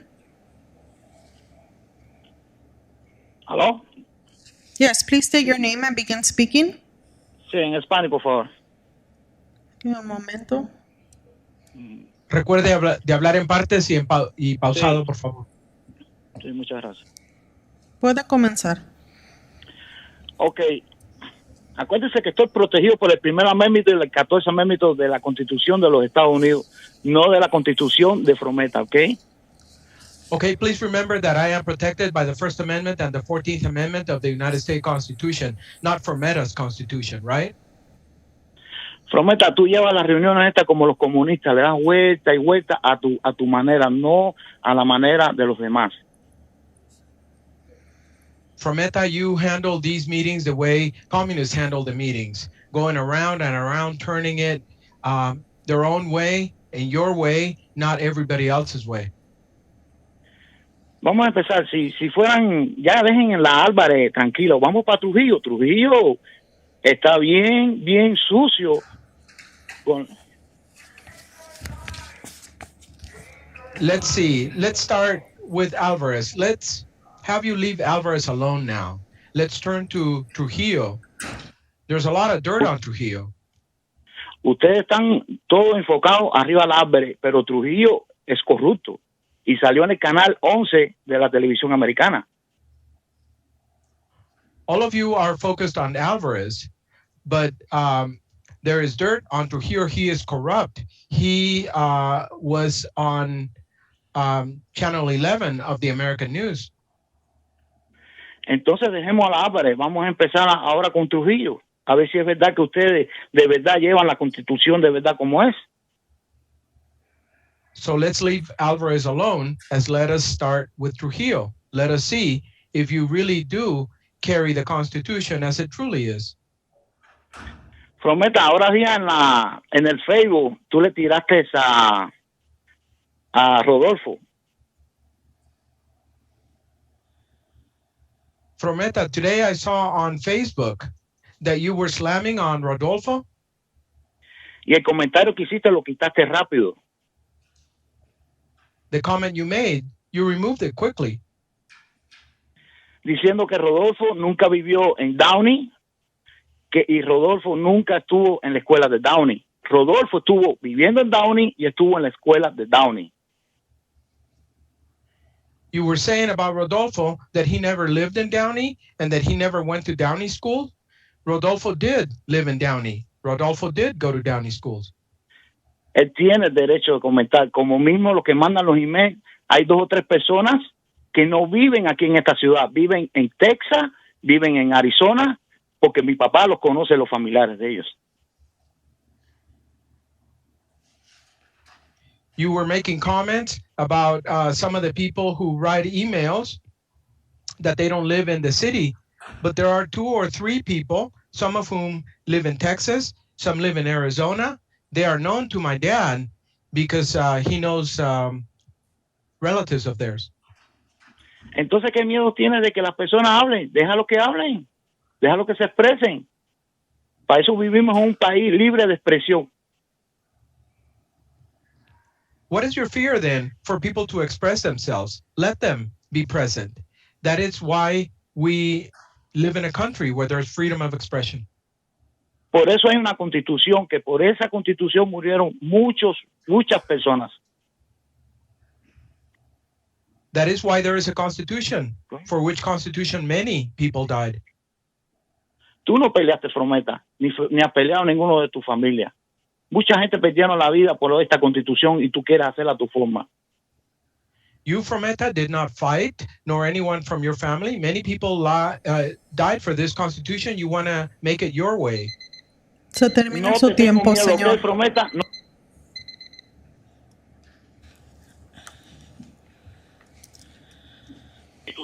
Hello, please state your name and begin speaking.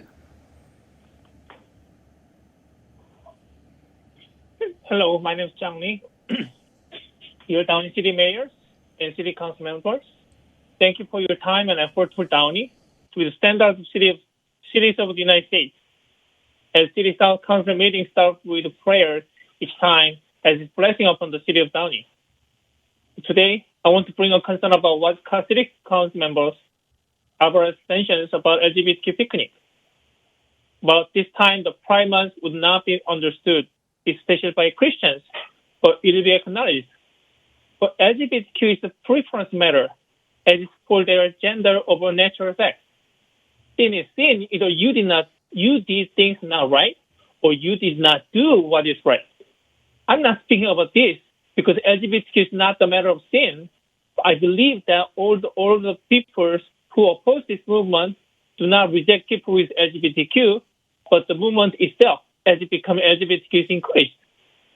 Especially as clearly mentioned what purpose of Pride Month is, Downey City should not choose LGBTQ as one of the subjects to push, because even if it is well known from young age, probably most of you well known, California Youth Act and whole nation movement. So those who claim this, that people with LGBTQ is neglected is forced. So as a matter of fact, 23.7% of the population in Downey is age under 18 years old. So as parents, I do not want the matter of LGBTQ to be encouraged as being announced as Pride Month, because children at young ages are especially easily influenced with this kind of message. So I'm speaking here to encourage Downey City to revoke this decision upon Pride Month. Thank you.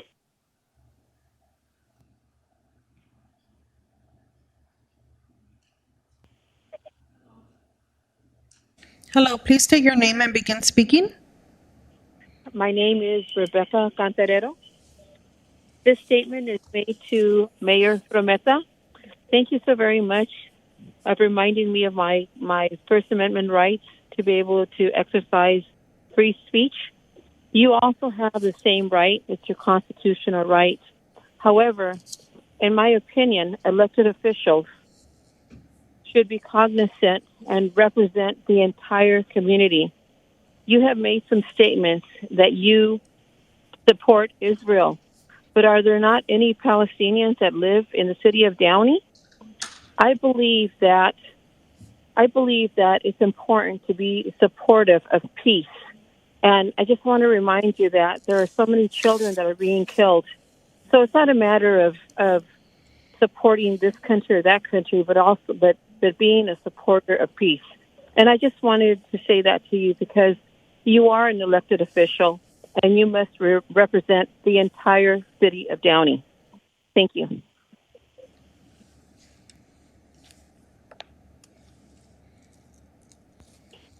Hello, please state your name and begin speaking. Ms. Frometa, this is Mr. Herman, and thanks, shout out to all the constituents who support 18 U.S.C. 242.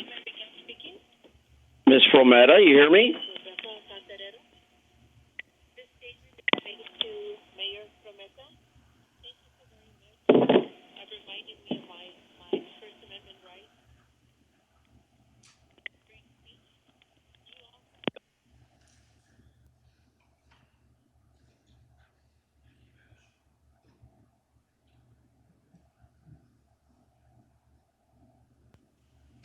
Hello, please state your name and begin speaking. Hello, my name is Perla Vasquez. I would like to say that I find it quite disgusting the refusal of the mayor to condemn the actions of Israel. We have to remember that children are being murdered by taxpayer bombs, and I find it quite disgusting that she'll go out.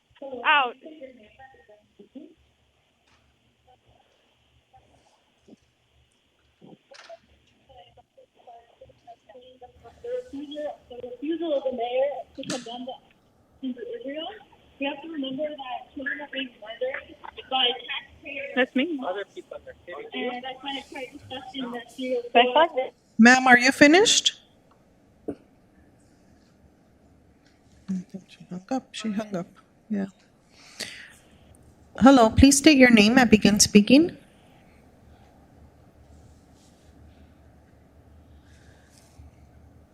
Please state your name and begin speaking. They're missing. Please state your name and begin speaking. Yeah, so I completely agree. We are under the U.S. Constitution, not the Constitution of Frometa.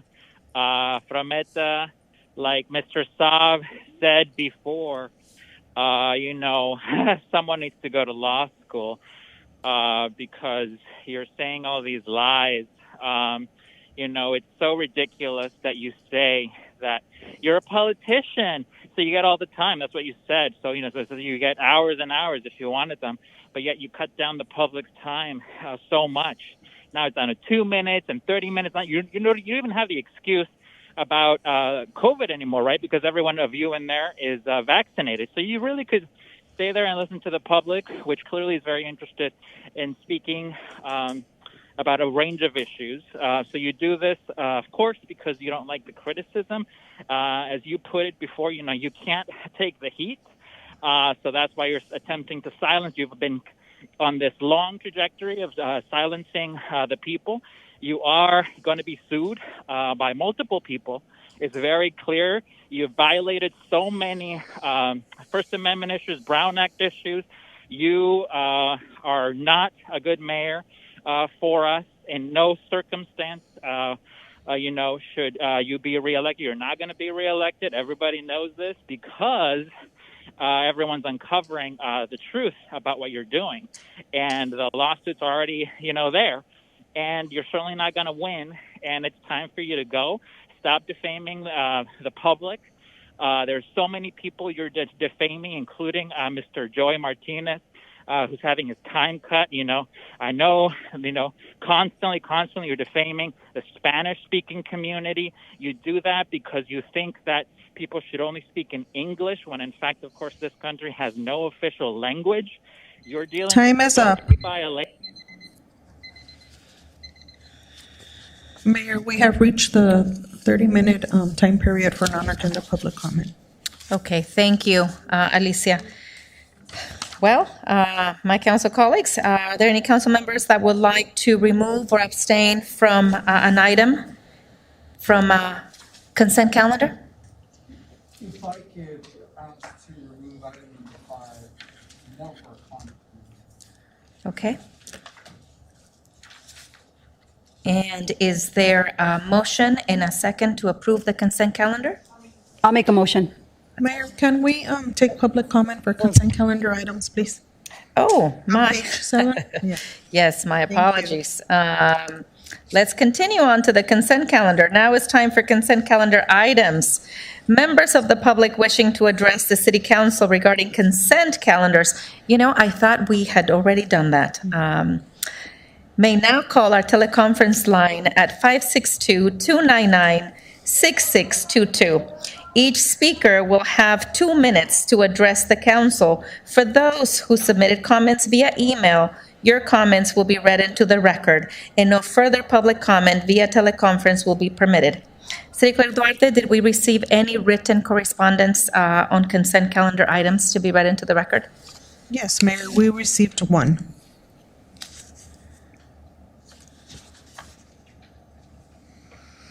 This correspondence is from Luis Morales. Greetings. Attached are my comments to consent calendar item number 6.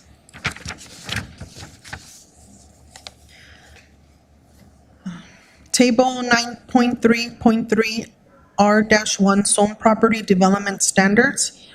Justification, modulation, and second floor setbacks usually take into a consideration a balance for both side yard setbacks. This also provides equity to those properties that have a driveway and must therefore be set back beyond the minimum side yard setback, providing less and more restrictive expansion. The 25% increase from 40% to 60% can make up some of the lost opportunity due to the driveway. Table 9.3.3.R-1 Zone Property Development Standards, page 9, last row, item C, front yard setbacks currently reads, unless the property is identified on the prevailing setback map as adopted by the commission, in which case the greater of the two setbacks shall apply. Unless the property is identified on the prevailing setback map as adopted by the commission, in which case the greater of the two setbacks shall apply. The prevailing setback may be amended, however, may not be reduced to less than 20 if the 66% of the property owners on any given block affected by the prevailing setback agree to amend and remove the prevailing setback provision.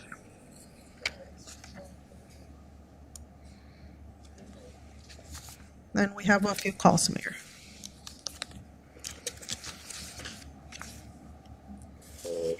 Hello, please state your name and begin speaking. Yes, we have the consent agenda. There we go. Now, let's get to number 2. Fuck number 2. We don't need number 2. We don't need minutes. We know what the meeting said. You can get it on YouTube. You can get it on all the Russian websites that hack into Downey. You think so? Shut up. Don't interrupt me. Number 3, warrants. Not warrants for Mr. Trump's arrest. No, these are warrants to be paid. That's what you call when the city of Downey pays you. You receive a warrant. Just like when they get sued later for violating the Brown Act. Those lucky will be put in a hat, and the winner will receive a warrant signed by the wonderful Claudia Prometta. Number 4, authorizing the fire chief. Yes, we trust the fire chief. Give him what he wants. Number 5, approve a professional service agreement with the Kaiser Marston Associates. Has anybody here ever heard of this company? No. Does anybody here know what they do? No. It's excellent. Approve it. And remember, you have to vote for it before you can read it. Nancy Pelosi, 2017. Now, number 7. Yes, here we go. the limited partnership with DBA Verizon Wireless. Well, Verizon wasn't so nice to Goat Puppet last year. Remember Verizon? When you took away my little phone and the caller ID said Goat Puppet? That was a dream come true. An animal with his own caller ID Time is taken up. away.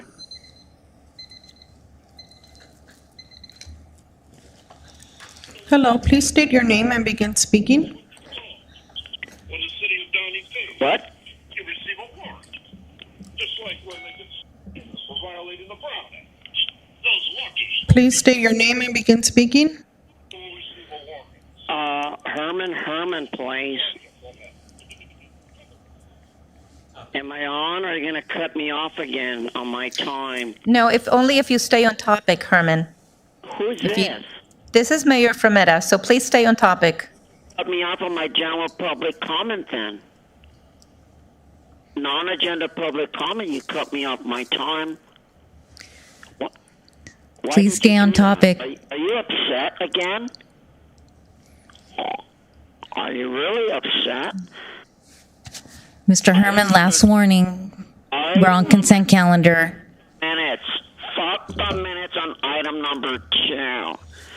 Regarding warrants, why do you want a warrant for Trump on number 3? Fuck item number 3.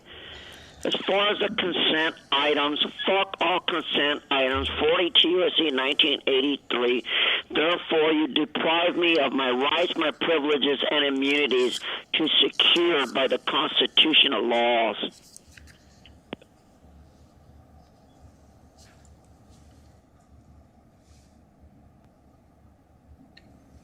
Hello, please state your name and begin speaking, please. Es bárbaro. La agenda es del 1 al 9 o del 1 al 8. It's Barbaro. The agenda is from 1 to 9, or is it 1 to 8? Right now is 1 through 8. That makes consent through to 8, excuse me. The administrative report is number 9. En este momento es del 2 al 8. El 2 al 8 nada más. El número 9 es informe administrativo. Es para el calendario preestablecido ahorita. Ok. Voy a hablar del grant, de que apareció, que Livas empezó a titubear mucho. That is not on consent. That was Public hearing. that was a public hearing. So we are not on public hearing anymore. Esto no es parte del calendario preestablecido. Aquello fue un tema de la audiencia pública y ya no estamos en audiencia pública. Oh, no estamos. Ok. Okay, not in public hearing. Okay.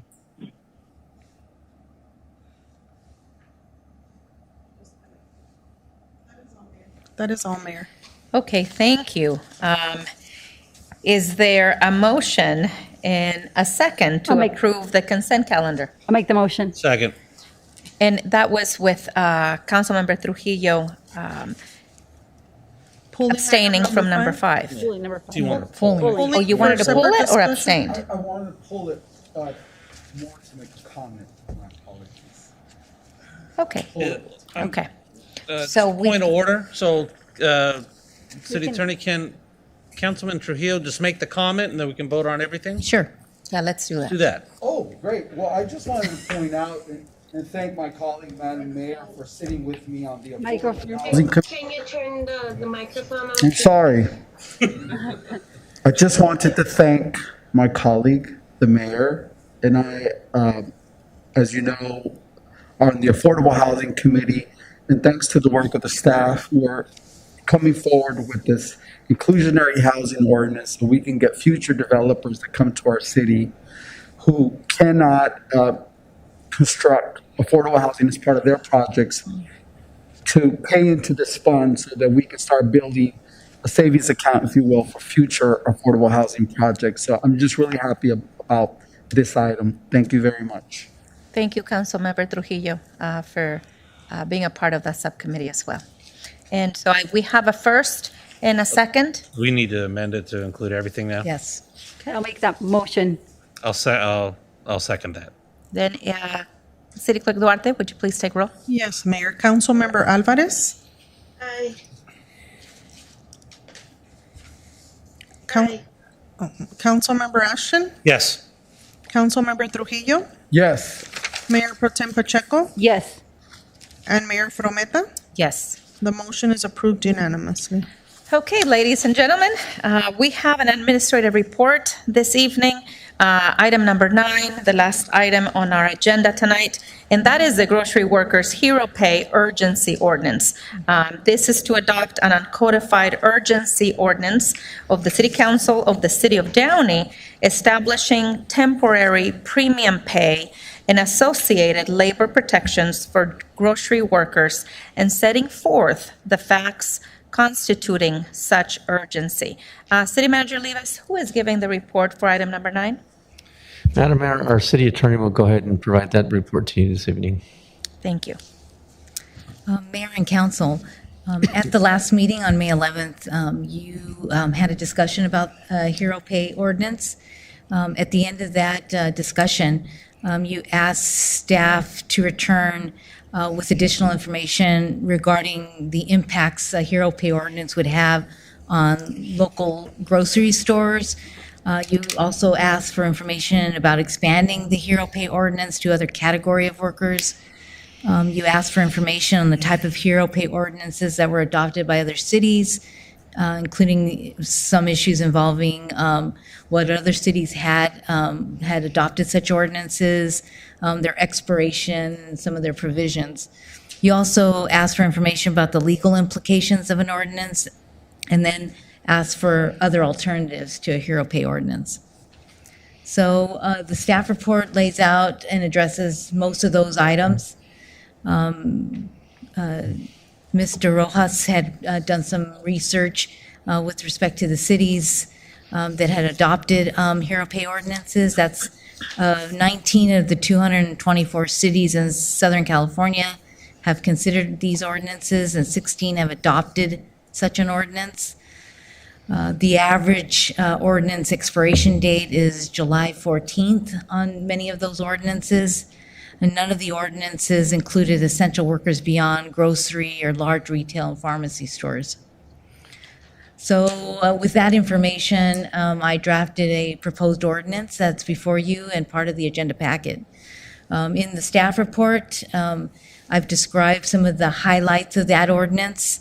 The first is that the ordinance would require premium pay at $4 per hour by a retail establishment that meets the following criteria: employs at least 15 employees at an establishment in Downey and 300 or more employees nationally, and any of the following: devotes 70% of its sales floor area to retailing, general range of food products which may be fresh or packaged, receives 70% or more revenue from retailing a general range of food products, or is a retail pharmacy that sells a variety of prescription and non-prescription medicines, as well as any combination of items like sundry foods, dry food, packaged foods, prepared foods. The ordinance also gives credit to covered employers who have given a grocery worker hazard pay prior to the effective date of the ordinance. The ordinance also applies to grocery workers who earn the state minimum wage on the effective date of the ordinance and who performs at least 2 hours of work in a calendar week for a covered employer in the city of Downey. The urgency ordinance does not apply to managerial, supervisory, or confidential employees of a covered employer or employees of a covered employer whose base wage rate is more than the California minimum wage on the effective date of the ordinance.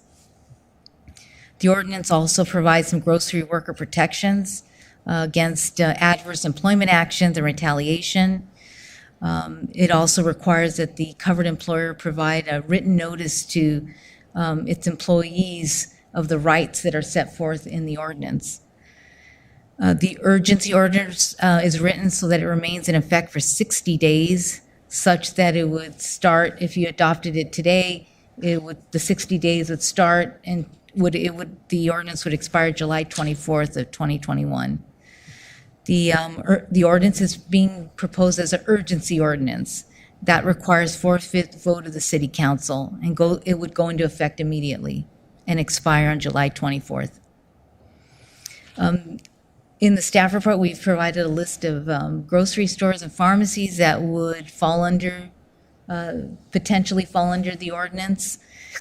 The staff wasn't able to find out what the actual implications of the ordinance would be. However, did receive some correspondence, which is also attached to the staff report from Amapola and the California Grocers Association. Legal challenges, we talked about this at the last meeting. Various cities have, at least 9 cities have adopted this ordinance and they're in litigation. There's been no substantive developments in those litigation matters. They are still pending. The California Grocers Association's lawyers sent us a letter indicating their position about these hero pay ordinances and why they are unconstitutional or otherwise conflict with federal law. Again, those issues have not yet been finally resolved by courts. The litigation is still pending. With that, the proposed ordinance is before you for discussion, questions, any changes or amendments you wish to make. It's a proposed ordinance. Again, it requires 4/5 vote because it's an urgency ordinance. And if there are any questions, I'm happy to take those. Mr. Rojas is also in the audience if you want to ask her a little bit about some of the research she did.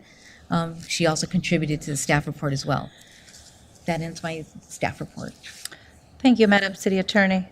Council colleagues, your thoughts, your comments? A couple questions. So first of all, I'm just looking at this list of stat. Is this all of them? Because I feel like some should be included and some that are on here shouldn't be.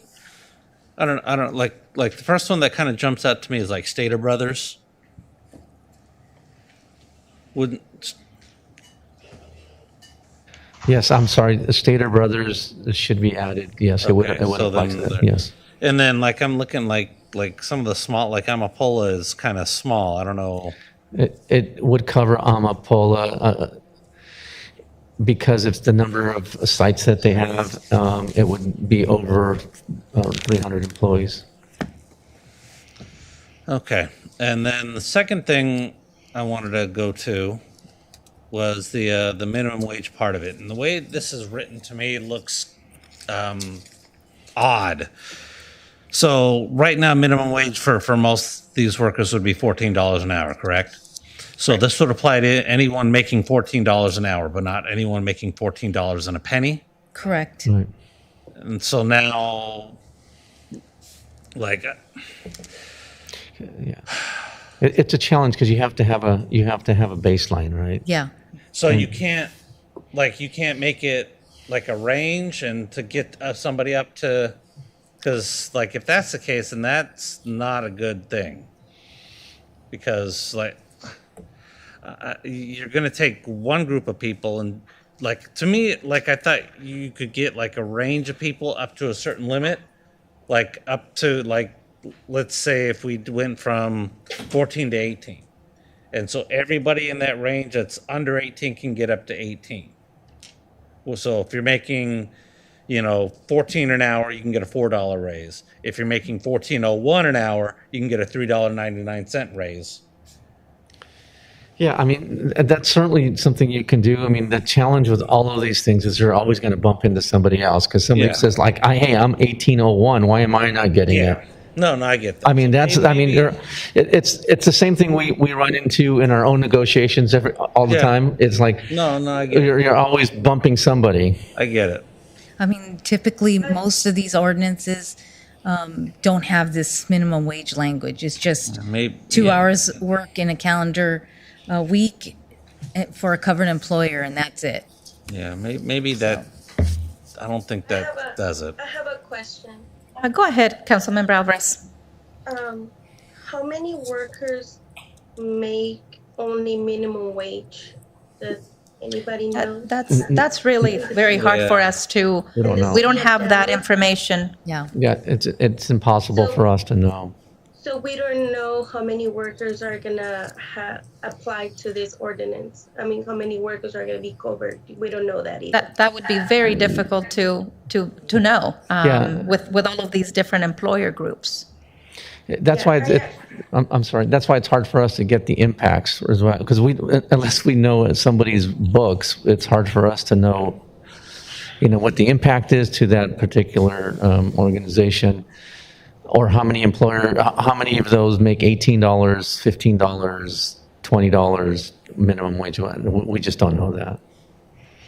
Yeah, it is too different for me. I agree with my colleague Sean that it doesn't seem like the amount of dollars then is not even going to work like that, because some of them, they might have 50 cents more and they're not going to be eligible just because of those 50 cents.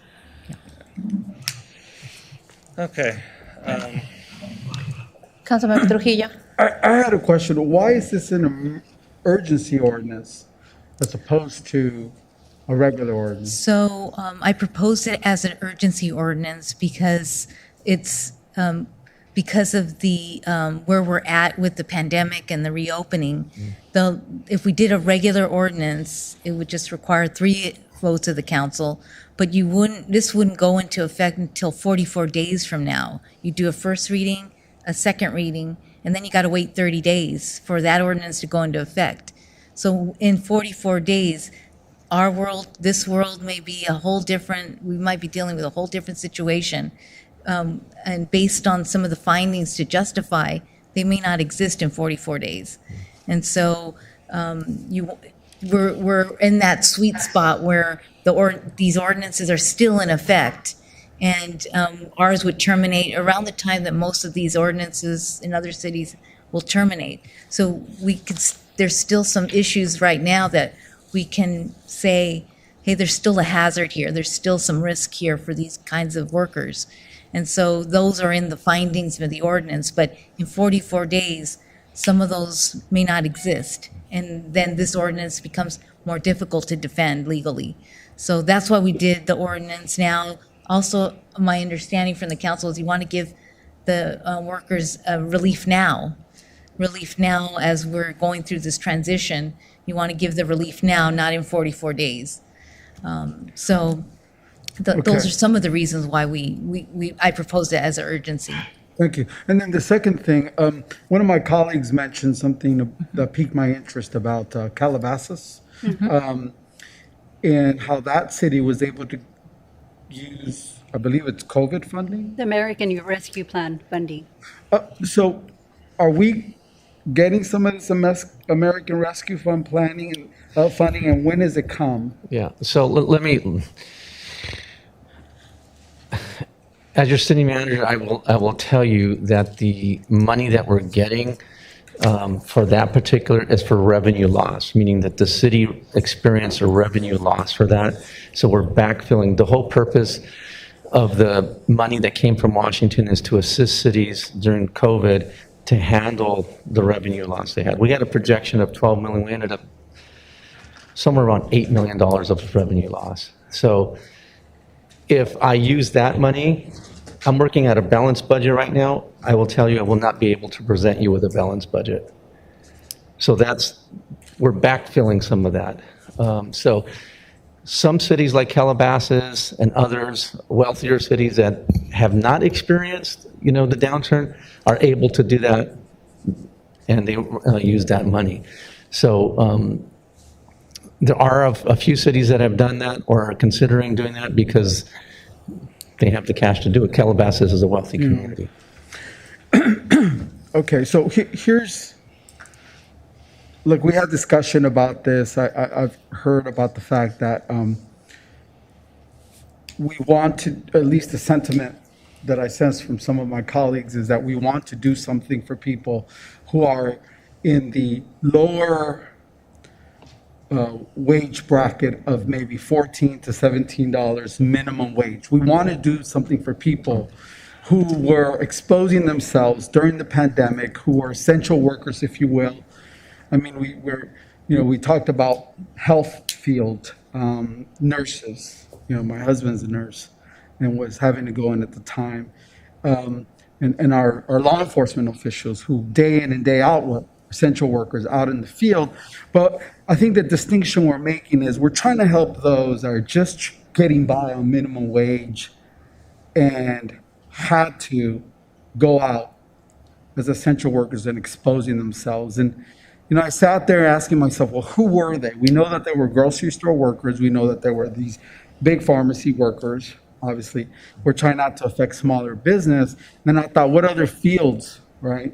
In the restaurant business, they closed down. Most of the waiters and servers had to go home and they got unemployment.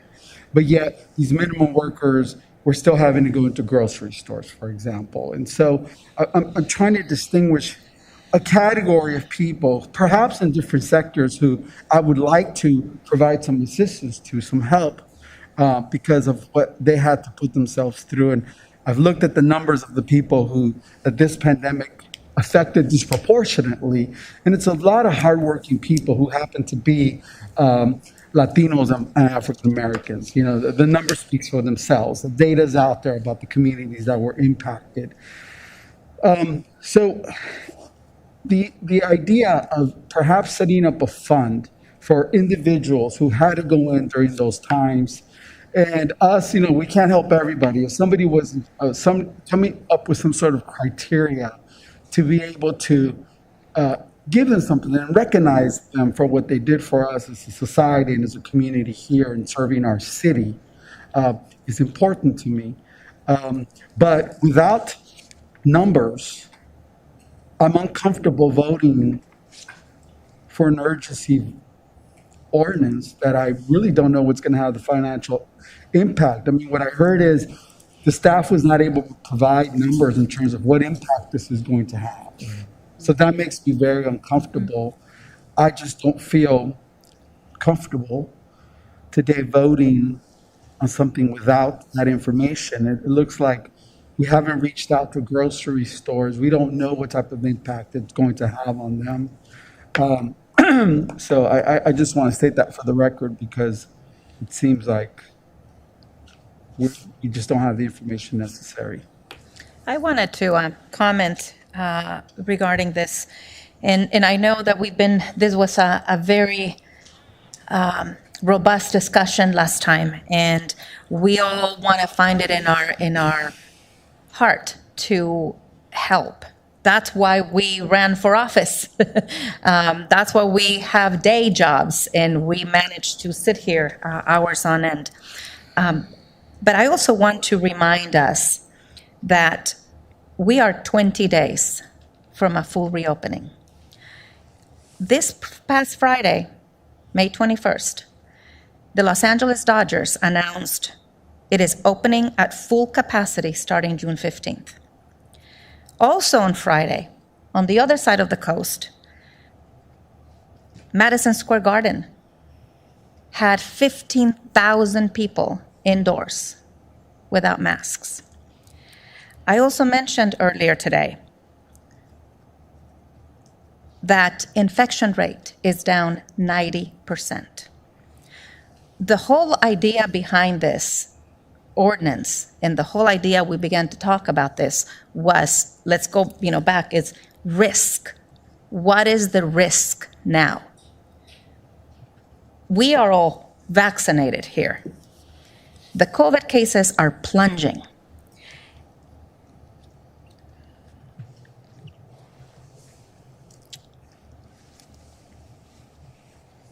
Our Downey population is surpassing LA County vaccination numbers. We are over that 60% mark as of last week. That's the 16 plus. Remember, I said that. And the 65% plus is over 85%. I do have to tell you that I also, there's a level of discomfort that I feel, because we want to do the right thing, but at the same time, I really want us to think about, because we're policymakers, we direct policy at the local level. I want us to be very thoughtful on how we're approaching this. And people that call in, In fact, there were some callers last time that, multiple callers with the same phone number,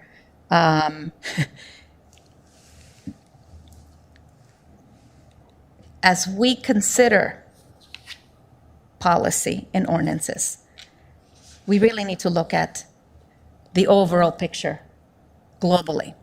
And 5 or 10 people calling, right, cannot dictate the policy that we make. But furthermore, I also want us to be thoughtful that in the report that was provided to us, cities that we have also aligned in the past when it comes to policy, like the city of Pasadena, like the city of Whittier, these are some of cities that did not pass this ordinance. There are many other ways that we can look at helping our community without launching our city into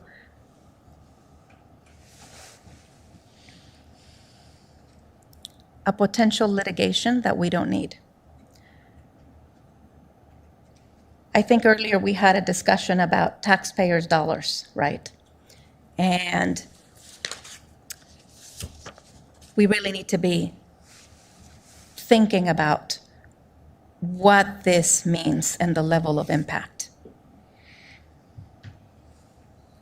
20 days from now, and again, according to the CDC, and I know there's been a lot of back and forth, but according to the CDC, if you're fully vaccinated, you don't need these, right? LA County has a different approach, and the state has a different approach. But we have to consider what the risk is, and we have to also, are we cherry picking?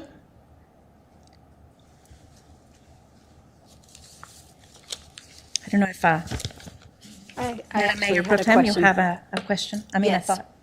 I had a couple of questions. For the American Rescue Plan, do we know how much we're getting? I don't remember. Sorry. It's roughly 25. It was originally 27, but it was reduced by 1.8 million. So we got less than we thought we were, by almost $2 million. So about 20, yeah. 26 million? Yeah. And if I remember 25 and change. So if I remember correctly, we're not going to be getting it all in one lump sum. it's over 2 years. It's over 2 years, so we're going to get half of it this year, Right. approximately half of it next year. Right. So I do have some concerns as to having this urgency ordinance because, like Councilmember Trujillo mentioned, we don't have the information as to the impact that this would cause on some of these grocery stores and some of these retail and pharmacy stores. I do remember last year during the pandemic, and I'm only going to mention Amapola because they're the ones that reached out to me. They were really concerned about their employees. They were concerned about getting facial coverings to keep them safe. And they actually called me in a panic to try to get them supplies, which fortunately I was able to get them some supplies. It was all thanks to my mother who was in the medical field, but we were able to at least provide them with something. So I know they ended up having to purchase more. They purchased things for their employees to protect them, to take care of them. So I do believe that Amapola was a business that tried to take care of their employees. I can't speak on behalf of the other businesses, but I am concerned about those small grocery stores like Amapola, like Grocery Outlet, like Vallarta. And then the medicine shop, I don't know how big that business is. Is it a fairly big business? So I'm just concerned about the impact on those grocery stores, given that COVID has had an impact on a lot of businesses and the extra expenses that they had to incur because of COVID. So I am concerned about creating an ordinance at this, especially an urgency ordinance at this moment. So that concludes my comments. If I may, I'm bothered by the fact that Kroger CEO Rodney McMullen got a $20 million bonus. I think I've been very clear, especially on social media. We're talking about people making a minimum wage, and when I hear Kroger is paying their CEO $20 million, I have absolutely no problem voting for Kroger, who is probably going to report a lot more profits even after everything they paid for PPE. So let's not sit here and try to pretend that Kroger is in peril, okay? That's who I'm going after, is Kroger. And I'm caught in a difficult situation because I feel I can't do anything for people. But when I read that the Kroger CEO got $20 million, I'm not feeling bad about it. I wish there was a way we can do this. But today I'm left without the numbers to know how much of an impact it's going to be. But I don't have much sympathy for Kroger. Thank you. Is there anything that we can do to help these workers? I don't know if there's a recommendation or suggestion. No, I think, well, look, if you're looking at what other cities have done, they're doing exactly this, which is they passed a hero pay ordinance that covers all the employees. They didn't make a distinction. I mean, that's what they did. I guess the issue, as Councilmember Ashton and Mayor Pro Tem have pointed out, some of the smaller ones get wrapped up in that, because how do you tell somebody from Amapola, yeah, you risked yourself, but you're not going to get the hero pay because we're going to carve you out, right? In fact, they're part of a non-represented group. They're not part of a union, so they have less protection. So that's the difficult part, as Councilmember Trillo has indicated, is that everybody gets swept up in the same net. So, do I have a suggestion? No, it's a difficult one, because I think what most cities have done is said, we're not going to, if they're going to pass this, they weren't going to make a distinction. They just passed it across the board.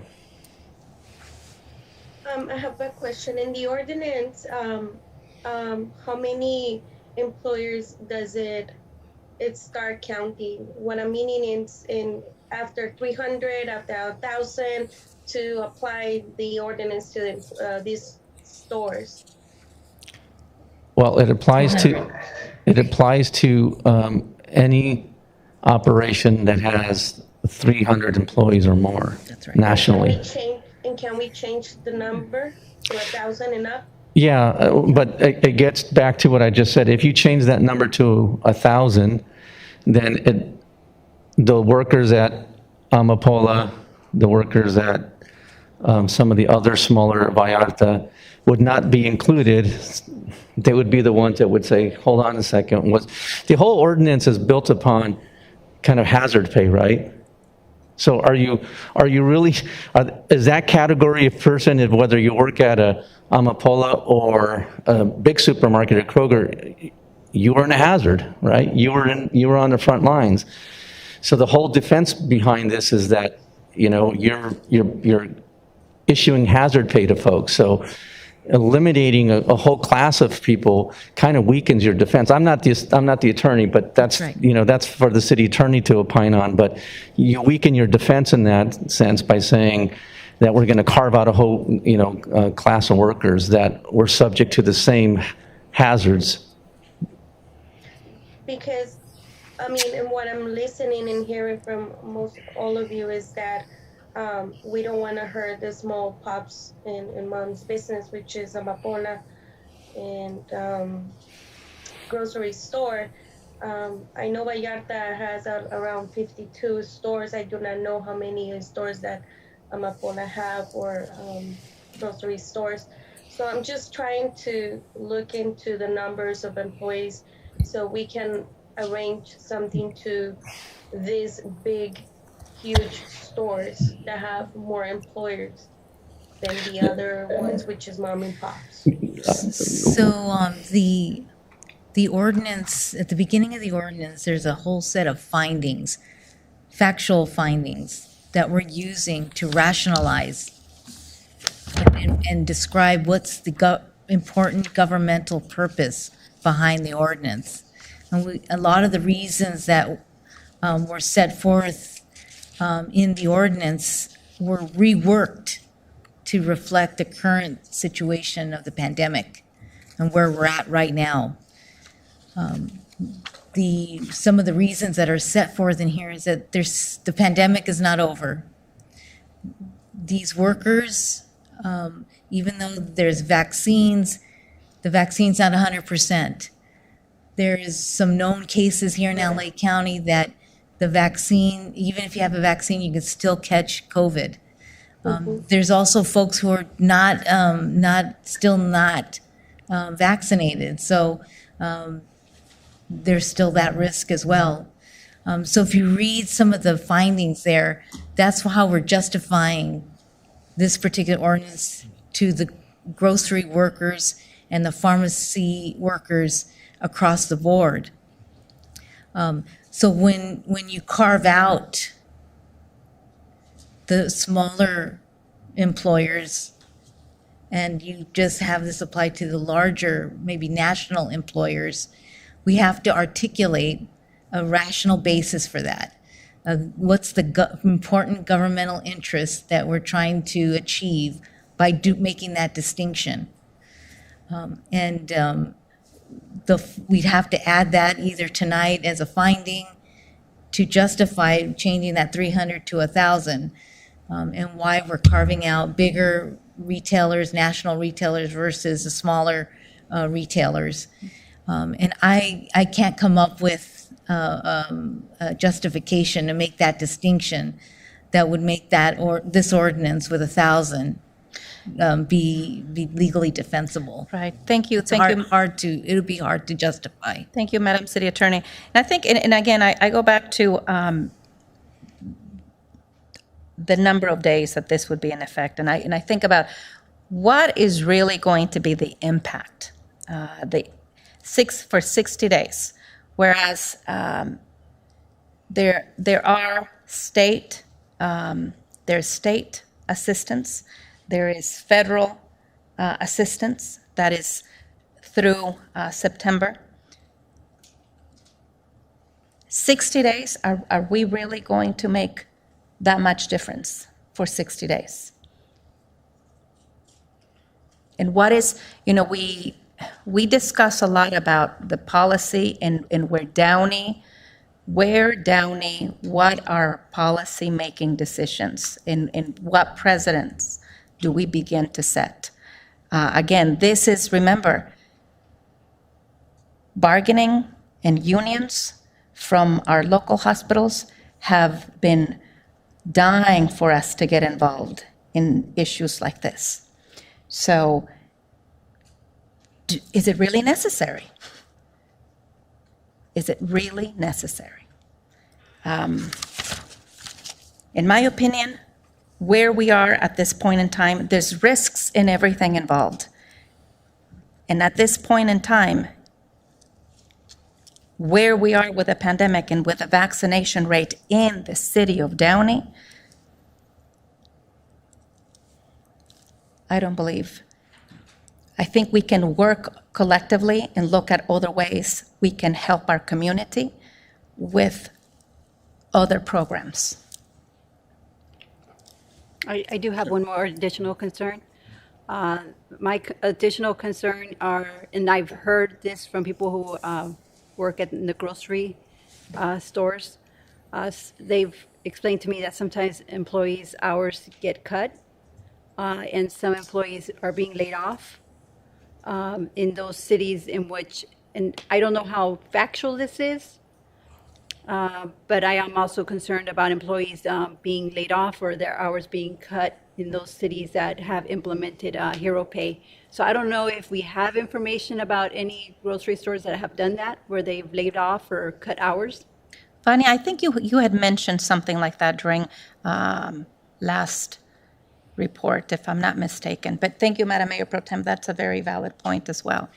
So there were a few stores that did close that we'd mentioned at the last council meeting. So there were, I believe, 2 in Long Beach, 3 in Los Angeles that are be closing. They were all Kroger. Their reasoning was because of the Hero Pay ordinance. As part of the correspondence that we have received, the last meeting and this meeting as well, there was a cost analysis done, I believe, by the California Grocers Association, demonstrating kind of the impacts it would have if these ordinances would be in place. And so one of them was, yes, they mentioned that because of the increase in cost for these stores due to the increase in pay, it would result in layoffs or cuts in hours for the employees to offset now the increase in costs they will have with the additional hourly rate. And would this increase also like the price of like products, like the price of? That was another item they did share in their correspondence, that it could then relate to the products and then ultimately affect the end consumer of their products, because they're now trying to cover the cost of this increase in pay. So it could affect families that already are on limited means in their ability to purchase essential. That is what they're alluding to into their correspondence, yes. Okay, thank you. So in trying to do good, we may have a potential, unintended consequences to this. One comment, and then I'd like to hear public comment. But so in this proposed ordinance, it does say provides worker protection from adverse employment actions or retaliation by a covered employer. So I think some of those actions would be considered adverse employment actions that were mentioned. Again, I don't know, at this point in time, it's hearsay, but, we've covered some of that with this. But regardless of that, I'm sure there's a way to justify stuff like that anyhow. But it's just really hard for us to know what the impacts are. I know everybody wants, I don't, it's without knowing everybody's numbers. It's really hard. Well, thank you. Let's go ahead and open this for public comment. Members of the public wishing to address the council regarding item number 9 may now call our teleconference line at 562-299-6622. Each speaker will have 2 minutes to address the council. For those who submitted comments via email, your comments will be read into the record, and no further public comment via teleconference will be permitted. City Clerk Duarte, did we receive any correspondence regarding item number 9? We did, Mayor.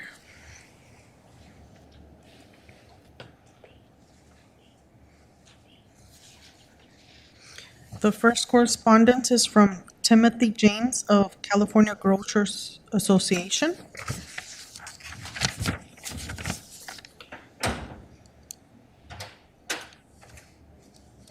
Dear Mayor Frometa, on behalf of Downey Grocers, I write to ask the council to not move forward with the proposed grocery worker premium pay ordinance, given the numerous negative consequences to grocery workers, neighborhoods, and the grocery industry. Based on the consequences experienced in other jurisdictions with similar ordinances, we must oppose the ordinance for both policy and legal reasons. We agree that grocery workers serve a vital and essential role during the pandemic. They have worked tirelessly to keep stores open for consumers, allowing our communities to have uninterrupted access to food and medications.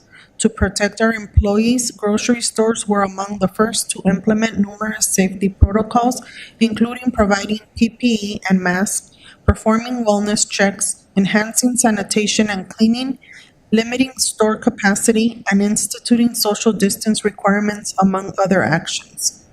On top of increased safety measures, grocery employees have also received unprecedented amounts of supplemental paid leave to care for themselves and their families, in addition to already existing leave benefits. Grocers have also provided employees additional pay and benefits throughout the pandemic in various forms, including hourly and bonus pay, along with significant discounts and complimentary groceries. All of these safety efforts and additional benefits clearly demonstrate grocers' dedication and appreciation for their employees. Most importantly, the industry has been fierce advocates for grocery workers to be prioritized for vaccinations.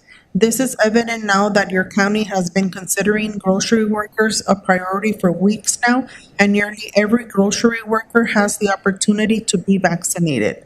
Unfortunately, a grocery worker pay ordinance would mandate grocery stores provide additional pay.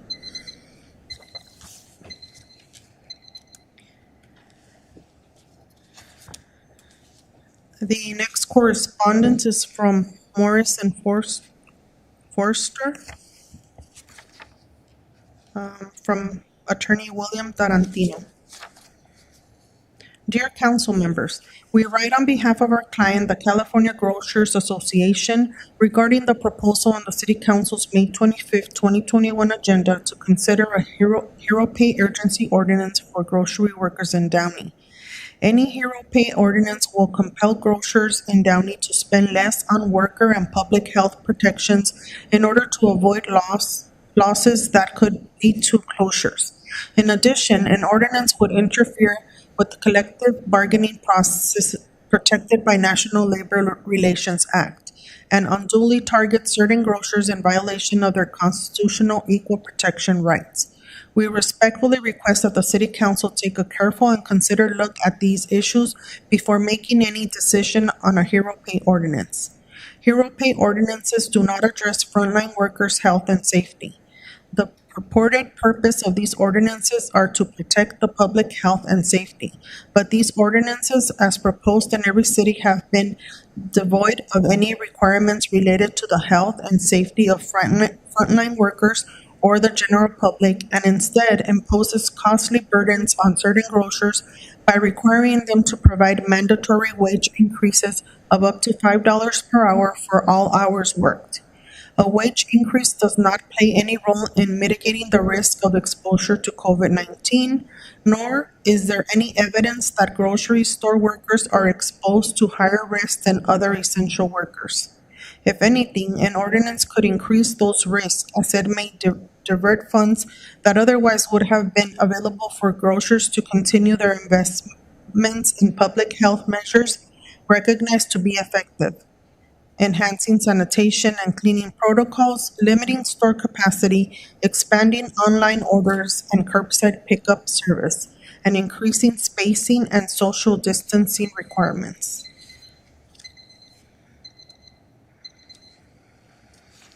The next correspondence is from John Lacey. Good evening, Madam Mayor. First of all, I want to acknowledge and thank the frontline workers for their efforts. I do not support the proposed ordinance for two main reasons. Usually, a company has an agreement between an employer and an employee. It is not between an employer, employee, and the city. If frontline workers want additional benefits, they should look to the bargaining agreement they have with their employer.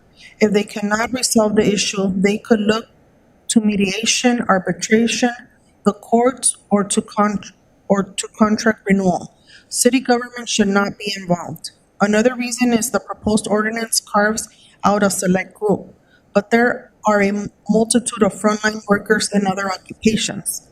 What about them? Some people might suggest government is favoring a select group to the detriment of others. To summarize, I do not support the proposed ordinance. Thank you, Madam Mayor.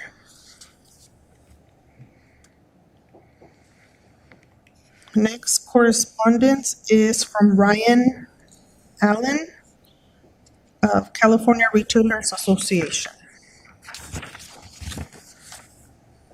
Dear Mayor Frometa and members of the City Council, Californians for a Safe and Rapid Recovery represents a diverse and growing coalition that opposes government-mandated premium pay ordinances. With Los Angeles County entering into the least restrictive yellow tier and Governor Newsom committing to remove the tier system and reopen the state on June 15, the City of Downey cannot afford the unintended consequences of government-mandated premium pay. While mandated premium pay ordinances vary, the effects of increasing labor costs on retailers by as much as 30% are the same, counterproductive for workers. 66,000 Californians could lose their jobs if premium pay mandates are enacted statewide, on top of postponing hiring, promotions, and raises for employees. 5 grocery stores have already closed in other cities as a result of government mandated premium pay. Increases the cost of living, adds about $400 to the annual cost of food and household supplies for the typical family of 4 in California. Higher costs for food, diapers, and clothes will disproportionately impact those who can least afford it. Hurts communities. A final blow to stores under financial pressure, forcing them to close, creating voids for the communities that rely on them. Vacant storefronts will further depress struggling neighborhoods and worsen pressing issues like homelessness. Local retail stores are part of the fabric of communities, often giving back to schools, supporting food banks, and contributing to nonprofits. Reports of windfall profits are oversimplified. In 2020, food retailers supported employees by providing over $17 billion in added benefits, bonuses, and voluntary premium pay on top of regular wages, while also hiring a record number of new employees.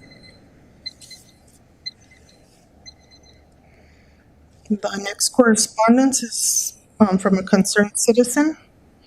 Good evening. I want to comment on hero pay. From the past calls from grocery store employees, their concerns are more labor board issues, not what would describe a hero.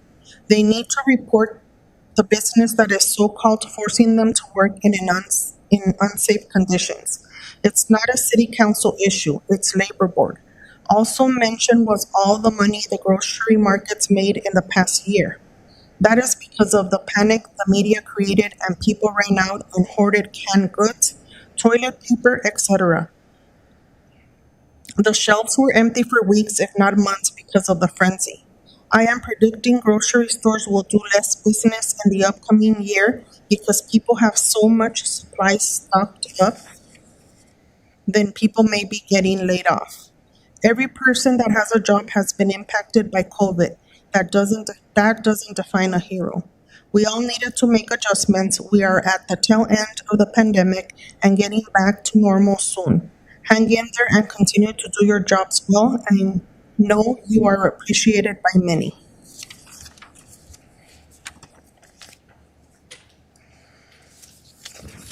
The last correspondence is from Crystal Carrera. Dear Downey City Council, I am in support of the Hero Pay Ordinance for all minimum wage workers within the city. This would help struggling families and individuals. Additionally, this would be one step in helping prevent loss of housing. The cost of living are only going up, and this is the least the city can do to help those essential workers who have helped keep the city fed and clean throughout the pandemic. Thanks.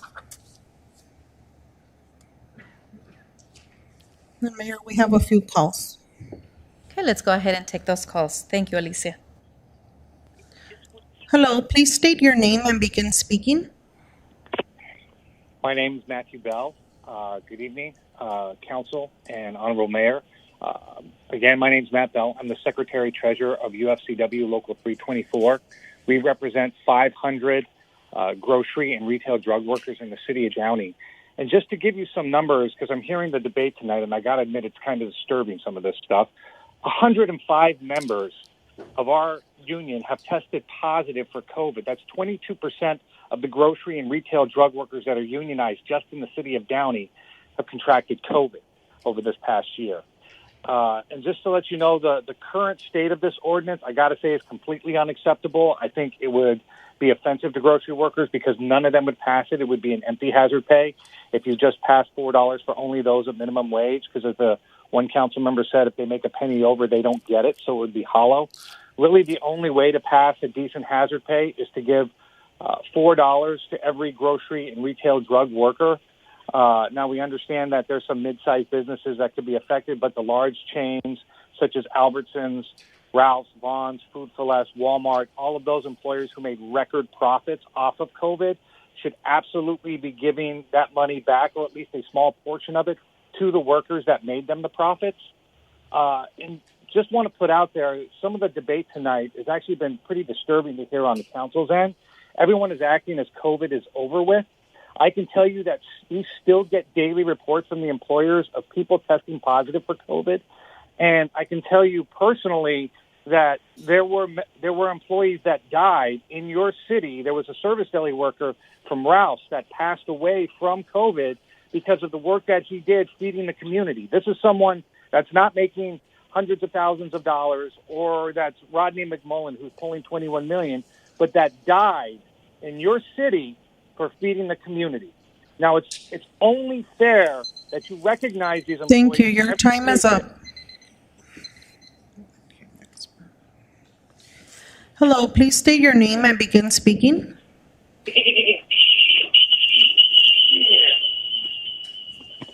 Yes. So, first of all, a shout out to my favorite market, Stater Brothers, in the heartland of America. They don't want this thing. They're fair to their employee. Leave it up to the bargaining units while they bring these wonderful markets fresh fruits and vegetables to your table, from our farm to your local store, from your store to your kitchen table, to your kitchen table to your pie hole, into the shitter. The cycle of poverty, corruption continues. But the mask mandate's going to be over. But of course, we have the intelligence of Blanca, who continues to wear the mask, knowing that the virus is out there, looking to kill all of us. So she will continue to survive, wearing her mask. Goat Puppet will wear his mask. Mr. Herman will wear his mask. And whoever that Spindler, or whatever his fucking name is, ambulance-chasing dickhead, he'll continue to wear his mask and sleep in his car, as people wonder why and how did a fucking retard like that ever learn how to get a driver's license. So, we must deny this emergency, and we must allow people to eke out a living, making minimal wage, as Miss Alvarez knows full well, and an occasional luckiness where your Jose Huizar and the Chinese government will supplement your income with $1.6 million. Just don't get caught, and everybody Time is will up. be happy. Hello, please state your name and begin speaking. Hi, good evening. My name is Kevin. Go ahead. Good evening, Mayor and Council members. My name is Kevin, and I am here to speak on item 9 on behalf of the California Grocers Association. CGA respectfully asks you not to move forward with the grocery worker pay ordinance given the state of the reopening of the economy combined with the negative consequences to grocery workers, neighborhood, and the grocery industry. We agree that grocery workers serve a vital and essential role during the pandemic. They have worked tirelessly to keep stores open for the consumers, allowing our communities to have uninterrupted access to food and medications. To protect our employees, grocery stores were among the first and continue to implement numerous safety protocols, including providing PPE and masks, performing wellness checks, enhancing sanitation and cleaning, limiting store capacity, and instituting social distance requirements. Grocery employees have also received a minimum of 160 hours of additional supplemental paid leave to care for themselves and their families. This is on top of their already existing leave benefits.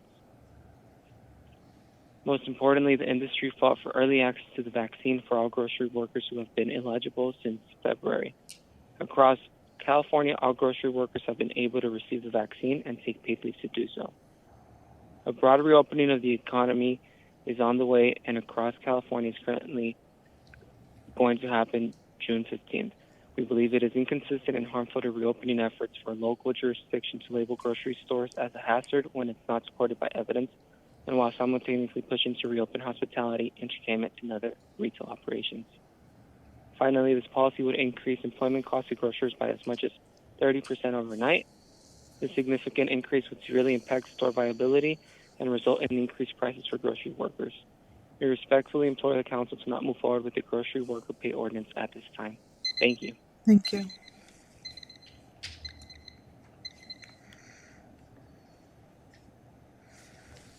Hello, please state your name and begin speaking.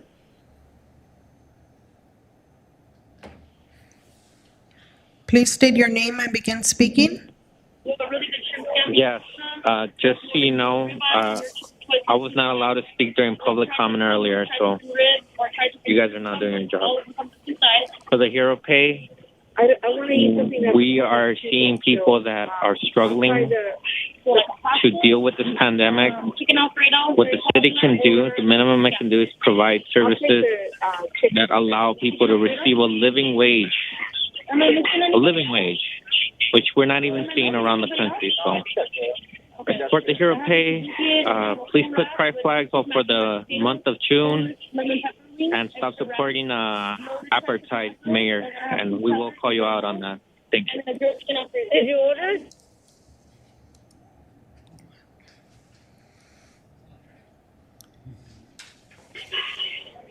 Please state your name and begin speaking. Yes, hello. So hero pay is the topic as of right now. So hero pay is very important. So it's very important to get feedback from all sorts of members of the community, not just the grocery store people. I'm glad that not just the employers, the CEOs. So I'm glad to hear that, council members want to move forward with something to help the community. But at the same time, there's hesitation. I think you should just go ahead and do it. You're going to be very, perceived in a positive light. And I don't think you should be afraid of these lawsuits. If there are lawsuits because you do something nice for the community, like hero pay, well, you can just then move forward with a better solution instead of just hero pay. You could do what you did in the 80s when you took over the water, right? So you can do eminent domain. You could do eminent domain for the grocery stores. Why can't we have groceries instead of Ralph's? Why can't we have Downey's, right? Like, there's already cities that have that. So, hero pay is a good start to help low income workers. But you can do a lot more than that. And so don't be afraid of these lawsuits. Vote yes. It's very important that you move forward with something like hero pay, if not hero pay itself. So I don't think that people are going to tolerate if you don't move forward with something like that. Like you could increase the minimum wage if you're not going to do the hero pay. It's very important that you move forward. If you don't move forward, that's not going to be perceived in a positive way. And I know you want to be perceived in a positive way. As Mayor Frometa said, you're politicians, right? So you have to move forward in a positive way for the community. If you don't, that's not going to be good for you.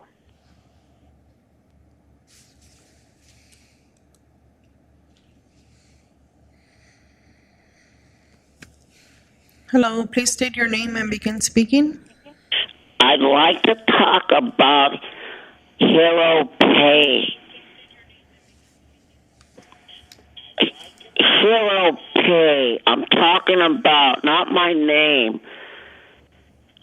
The urgency now is a topic regarding grocery stores. We already know that there are 224 cities with multiple grocery stores and small stores and little stores. They're all going to hell because Frometa, like God, hates you. And that's the reason why she don't want to give you the reality of necessary pay. And that 60-day vote no. Add 120 days because the ordinance violates niggers' pay. And $4 is just enough to get a nigger pay. But here's the relief. The conflict with federal law. You violate the Constitution for this urgency, and the urgency requires you not to be stealing federal monies in relief like Dum Dum did. So, like Mr. Dum Dum Levos talked about his $26 million for 2 years, why don't you do a check and balance, asshole, and ask stupid Dum Dum mayor from Los Angeles with this surplus of $19 million en masse to let you have half so you can keep these hero pay working, fool, working. So again, Mommy Frometa is totally against the First Amendment. She don't like to hear what we say. She downs us down last 2 minutes. You're going to hell. God hates you. Time is up, Mr. Herman.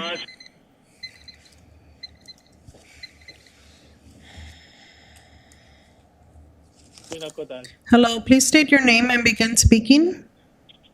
Hello, my name is Johnny, and I'm speaking about this. I'm sorry to use this word, but it's a very ridiculous topic to discuss in the city council. Honestly, this is really has to be done in the market. But how this city used by passing this kind of matter in the city, the businessmen, they will be in trouble as paying more people's higher income, higher payments. Honestly, as I'm an essential worker, I get paid more if this passed. But I'm not happy with this kind of decisions. As I hear the problem of the society at this time, people saying, "Oh, I pay $200 to buy some grocery for this month, this week," but it's not like same as before. I cannot. They have to pay 10% or 20% more than what have been paid before to buy same things in the grocery. These essential things, as the pay more, what is it good for? And people have more difficult to find the people who want to work. So this inflammation cause, like the cause of inflammation, is not good for the Downey. As the city, as you mentioned earlier, the city Downey is more developed by the restaurant. So I really oppose of this kind of matter to be passed and discussed in city council. Thank you.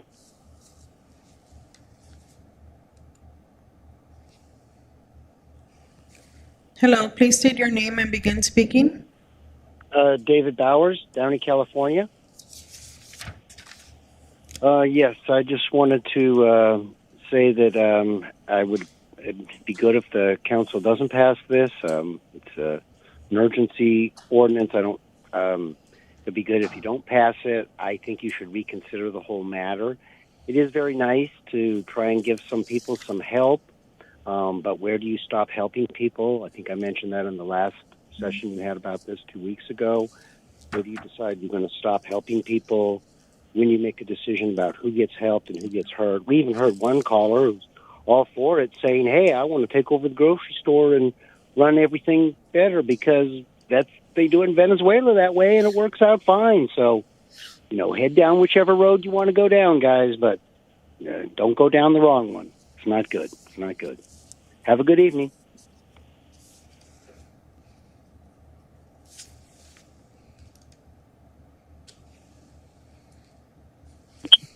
Hello, please state your name and begin speaking. Hi, good evening to everyone. I was calling about the hero pay on the agenda item. I'd just like to share that, it's just so disturbing and absolutely disgusting to hear some of you council members and the way you express yourself about and the way you try to rationalize just going ahead and throwing the people under the bus, the same people that have been feeding the community for the past year under the harshest circumstances. It's terrible. Most of these so-called arguments aren't even arguments. Like they just seem more like threats to me. If anything, that you're gonna raise the grocery association saying you're gonna raise the prices. The implication of increase in firing rates and all of that. From that, just admitting also to being able to see our phone numbers and identify the callers. should be a big flag and alarm to everyone. And this is just a sign, I think, for the people to wake up and just see. They did this with the rent control, and we saw how the Association of Realtors just poured everything into going ahead and diffusing that and misleading us, and once again getting us to vote against our interests. We need to get together and really stand up against these people because they're not here representing you. We obviously see that they're here for the businesses, and the public needs to do more about this. So that being said, I'm obviously in support, and I know what you're going to do. You're not going to do jack shit like you always do. So, that being said, I'm out of here.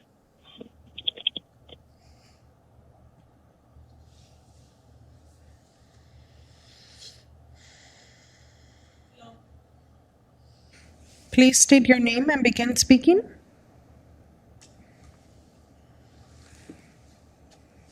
Hello, please state your name and begin speaking. Rodríguez, en español, por favor.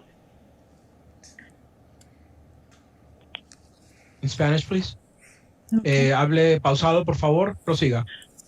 Sí, yo veo que estas compañías tienen a sus trabajadores como números nada más.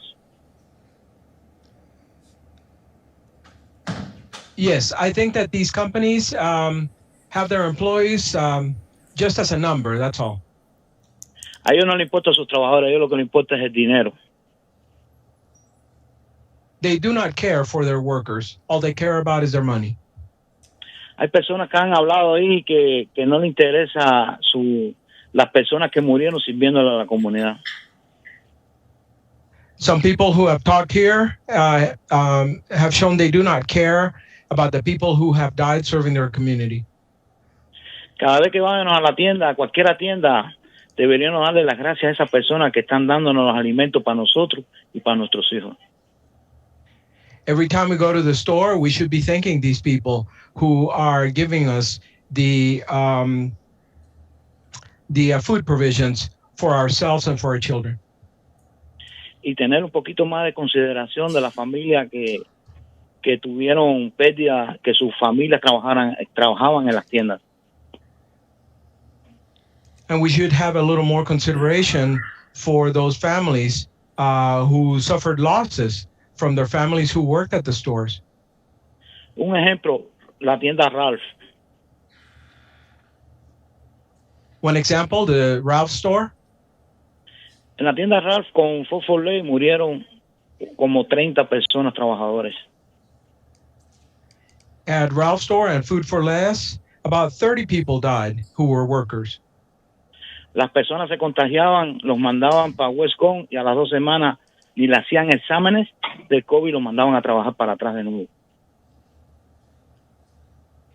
People would contract the illness, and they would be sent to Westcom, who after about 2 weeks, without even a COVID test, would send them back to work. Fueron tiendas que nunca cerraron en la pandemia. Las líneas eran largas afuera de las tiendas. These are stores that never closed during the pandemic. The lines outside their stores were long. Y vendían los productos bien caros que hasta la gente se admiraba por un paquete de papel de baño, qué caro estaba. And the prices they sold at were very expensive, such that people were surprised of what price was asked for toilet paper. Otra compañía, Walmart. Walmart vendió demasiado, pero demasiado, que hasta está arreglando sus tiendas. Another store is Walmart. Walmart sales were huge, so much so that they're even fixing up their stores. La tienda que queda aquí en Páramo la están arreglando, la están remodelando y todo, y supuestamente nunca vendieron en la pandemia. The store over here in Paramount, they're fixing it up, remodeling it, a store that supposedly never even sold during the pandemic.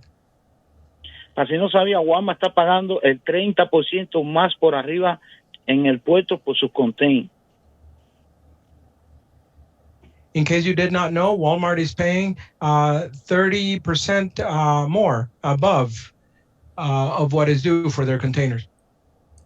Entonces, ¿hay dinero o no hay dinero para pagarle a las pobres personas que estuvieron en la pandemia de frente?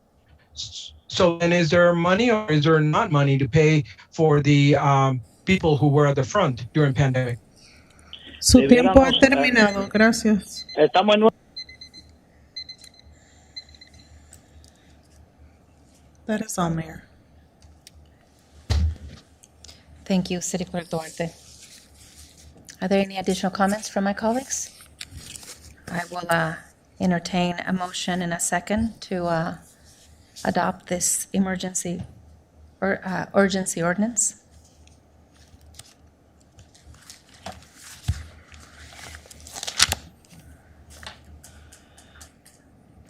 Yeah, Madam Mayor, the way it's written right now, I don't think I can support it with the language in there just for minimum wage workers. So I don't, just by reading everybody else's thing, I don't know if we're going to have the votes to pass this. So I'll just move that we table the item.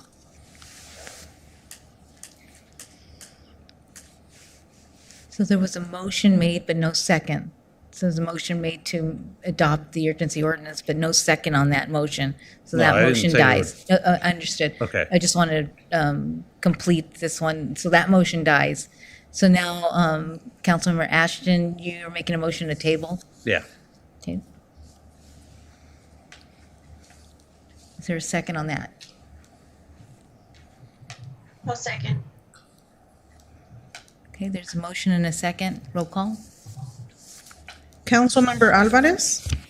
Aye. Councilmember Ashton? Yes. Councilmember Trujillo? Yes. Mayor Pro Tem Pacheco? No. And Mayor Frometa? No.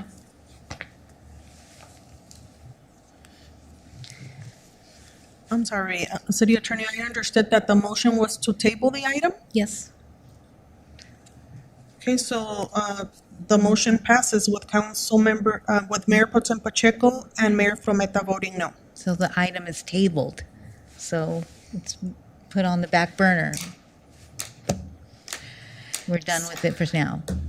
Okay, City Manager Rivas, do you have any last comments for the evening? Just one last comment. I did want to clarify a couple of things. There's some callers calling in about the Pride picnic that's going to be taking place. It's actually going to be scheduled on August 7th at Furman Park. It is not sponsored by the city. City's not putting any money into it. The sponsors of that is LA Cata.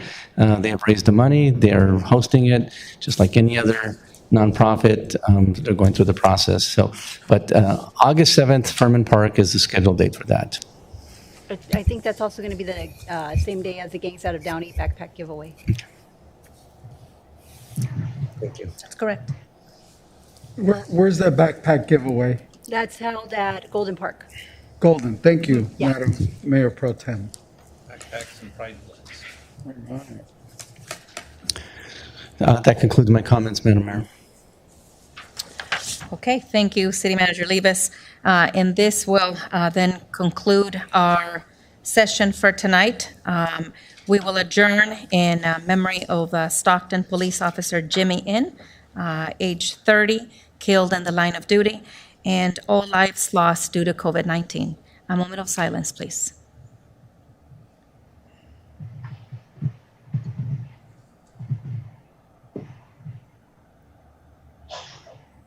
This meeting is adjourned. Good night, everybody. Good night, everybody.